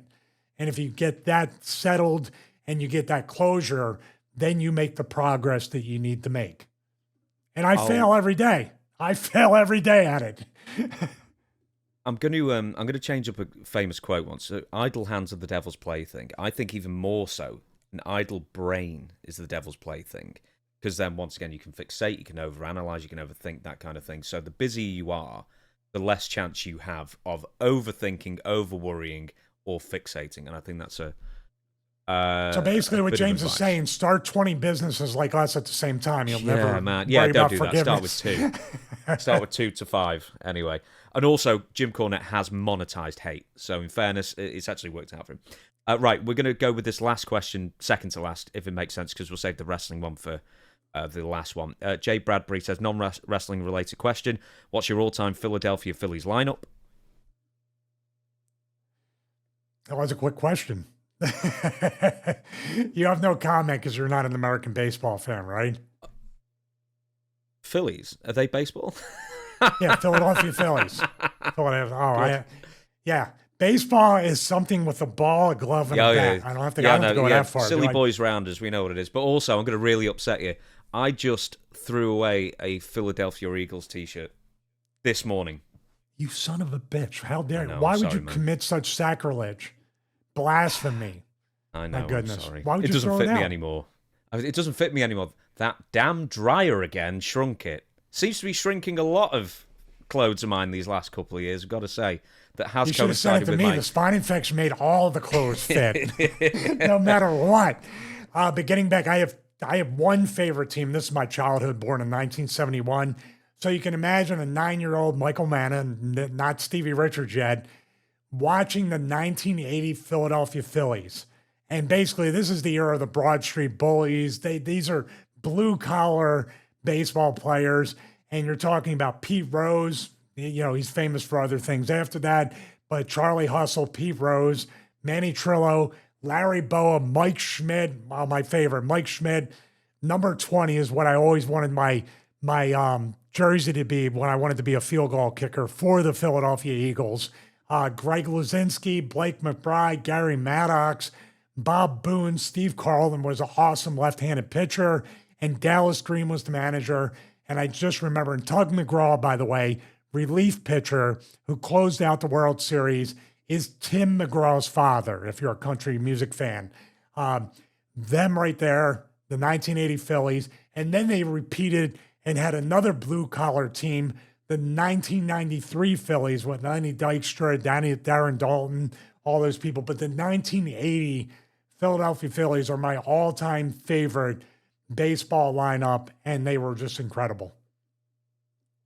And we will end on this question from Lemmy Moorhead. Who was your favorite workouts partner? Should that be Motorhead? It's got to be. Anyway, I don't know. Who was your favorite workout partner while traveling on the road? And then I've got a follow-up question after this. So I'm going to get, is it Kane? It is Kane. It is Kane, but I was everybody's least favorite workout partner on the road. You want to know why? I think you know why. Extra? You'd stay too long? No. It's not when I ended the workout. It's when I wanted to start the workout. Too early. Yeah, I was always going to be a 3, 4, 5 a.m. workout guy, no matter what time I got in. Sometimes I'd sleep in like 8, maybe 9, but they would be like pushing it right before we had to be to the building. And Glenn was good about that, but man, Dreamer hated it. Nunio, that's what we called him, not Nunzio, Nunio. Well, because he called himself Nunio, watch the Undertaker sit-down promo. He does the most amazing sit-down in like a mafia-type bar setting with the light overhead, and he's doing the whole mafia thing. Has to be 5, 6, 7 minutes. And he goes, at the end, he goes, none of you don't like that. He got his own name wrong. So we called him Nunnio it's 2025. We still call him Nunnio. All right, he hated work. The one guy that really, truly enjoyed working out as much as I did and was probably my favorite person to see in the gym was Vito, Big Vito. He was awesome. When he got himself shredded, he was a maniac in the gym and he inspired me so much. But the person I traveled with was Kane. I would drag Charles Robinson to the gym sometimes. By the way, Charles actually injured his foot recently. And I have it on good authority, a strong source. Charles's favorite pastime was kicking puppies and babies. Unfortunately, the puppy he kicked was Crypto, Superman's dog, and the baby he kicked was Franklin Richards, the son of the Fantastic Four. So he broke his foot. Evil does get karma coming back on him sometimes. So get well soon, Charles. Is he the new Chuck Norris? He is. Chuck Robinson. That's what we'll call him. We're going to have Charles Robinson facts, but in reverse, where Charles actually. But yeah, all in all, I'll tell you what, just my thing before the internet, my thing that I always wanted to do, and I talked about this during my travel and your fitness journey on the fitness channel. My thing that I wanted to do was write a travel guide for gyms every year. They used to have yearly travel guides, remember, on different restaurants. I wanted to do that for gyms. My favorite pastime, my hobby, was going and finding gyms when I was on the road. And I loved it. And Glenn was the same way. Actually, we didn't even have a GPS. We called Glenn our GPS, our Glenn positioning system, or our gym positioning system. He knew where all the gyms were. Great dude, man. I loved working out with him. So I'm going to follow up with this one. Who are the strongest wrestlers you ever performed with? And I'm not necessarily saying, someone obvious like the Mark Henrys of the world, because obviously he's a very strong man, but, the guys who would just have no problem just moving you where you want to be or throwing you up in the air and like it was nothing. The scary, strong guys you wrestled over the years. Like Nunnio. I told this. Nunnio is scary strong, but in a way where you're on the mat, like picking your teeth up off of it. That's a different kind of strength. So Brock Lesnar, I told the story, the belly to belly with my back up against the ropes in a 20-foot ring, and my feet touched the other ropes on a belly to belly with no jump. He just threw me. The only thing that stopped me was the ropes. It would have been a Rocky III Thunder Lips situation where I went into the crowd. But that's easy, right? Everybody knows Brock's strong. Heidenreich, for all bad reasons, was strong and throw you where you didn't want to go. Big Show is super strong and super light at the same time, which is a great talent. Great Khali, super strong. When we worked that match and he gave me the choke slam bomb, I didn't jump. Just boop, boop. I was down before I knew it. Batista, incredibly strong, but light at the same time. Then there's a name people may not know, but I wish they did because we talked about the guys that should have got an opportunity in WWE. Luke Hawx, incredibly strong, to the point where he goes, I'm going to press slam you and put you into a power slam. I go, you don't understand the way this body works. It doesn't twist. It's like a stiff 2x4. He's like, I don't care. Boom, boom, boom. You're down. I was like, okay. Obviously, Kane, who also, by the way, has the fastest hands, because we used to do like sparring. And I told you the story. He used to always hit center mass and have fast hands. And then I did the oldest trick in the book. I was like, oh, look, Vince is here. Boom, pop him right in the nose and run. That's what friends do in wrestling. They cheap shot each other. Val Venus is deceptively strong. Even though he's a big dude, you figure he's strong. Really strong dude. I think this is the weirdest strength that I ever felt in the ring was JBL. It's like bar fight country strong. Where if this dude just wants to grab my wrist, I'm not getting away. Like you assume it with the other guys, big muscle bound guys. But John's like, how can I say, like cowboy strong? Like football strong. Farm strong. And it's like, yeah. Bob Armstrong and JBL would be the same type of like, Mortal Kombat, come here, strength, get over here. So John definitely deceptively strong that way. And there's a ton of others, but these are kind of the top ones where you're like, okay, they're just going to do what they want, and hopefully the bell will ring sooner rather than later. And in the gym, because obviously I'm assuming sometimes you're in the gym with 20 wrestlers or whatever it might have been, on No, certain not tours, me. I guess. No. See, I avoided them, remember? I always went somewhere else, or I always worked thought out at at some 5 point, if you're on a coach tour or something, you're all piling into a gym and whatnot, that sometimes you'd be with everybody else kind of thing. Well, okay, assuming whether you were or you weren't, I'm sure you've shared with many wrestlers a gym over the years. What are the most impressive lifts that you've seen wrestlers do over the years, and who were they? Honestly, not many, because being on the road so much, they're not going for PRs. As a matter of fact, I remember seeing Batista, and he trained, but he never trained during the 4 days on the road, at least not really a lot, because we would be heading to the gym and Dave would be heading to get something to eat or go to the building. And I'd be like, why aren't you working out? He's like, I don't work out much on the road because it's already, hurting my body to fly, to drive. He makes an excellent point. He recovered properly, trained very hard when he got home. And I say, but I've never seen anybody on like a TV day, like lifting heavy. I'll tell you another funny story, and I forget what building it was. They had a gym in the building, like a small gym. I was walking in and I'm working out, I'm doing cardio, I'm lifting, I'm putting time in. Ron Simmons walks in with a tank top and a pair of jeans, picks up a curl bar, probably has 200 pounds on it or something. Curl, throws it down, picks up his drink and walks out. And I'm like, I go, Ron, are you going to work out? Already have. This wasn't the time. This wasn't the era. This wasn't the catchphrase era. But I was the one when he walked out, as loud as I can. I went, damn.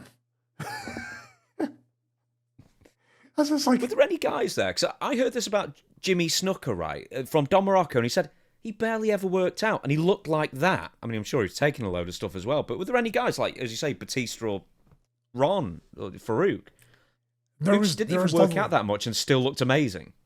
If Jeff Jarrett would eventually talk to me, I dropped my phone. Hopefully he texts me.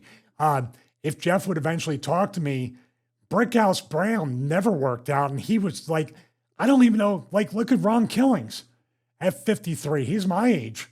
He's still jacked. And I think back when I wrestled with him or I worked him in WWF at the time, he wasn't working out. And some people have the genetics where they can do that. I think, who else didn't work out? I think Batista didn't work out the way that people assumed he worked out. Like he's working out like Mark Henry because he's 300 pounds.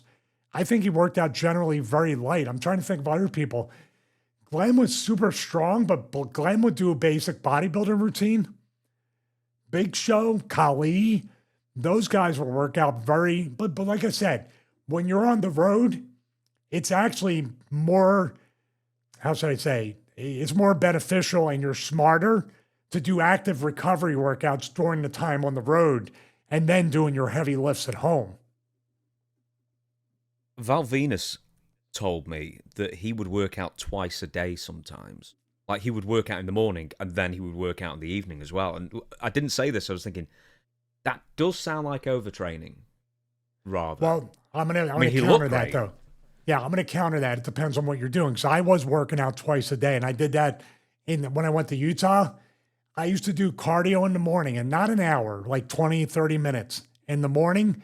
And P90X and other programs will have you do the cardio in the morning and then the resistance training in the afternoon. As time went on, and now that I'm 53, or even before this, it's one workout a day.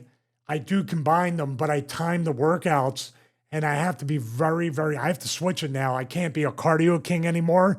Now it's retaining muscle as much as possible while not damaging my joints. But there was a time, and I think Val probably worked out twice a day because him and I had that competition going on, who can work out the most, which is really super, super healthy. Whose adrenal glands can be most damaged by what they consume? Mine are still damaged to this day. I swear, I cannot sleep right. The time zone changes and the damage that I've done to my internal organs through overtraining. Please do not be an idiot like me or Val Venus. Please train smart. And just very quickly, like Ron Simmons. Train like Ron Simmons.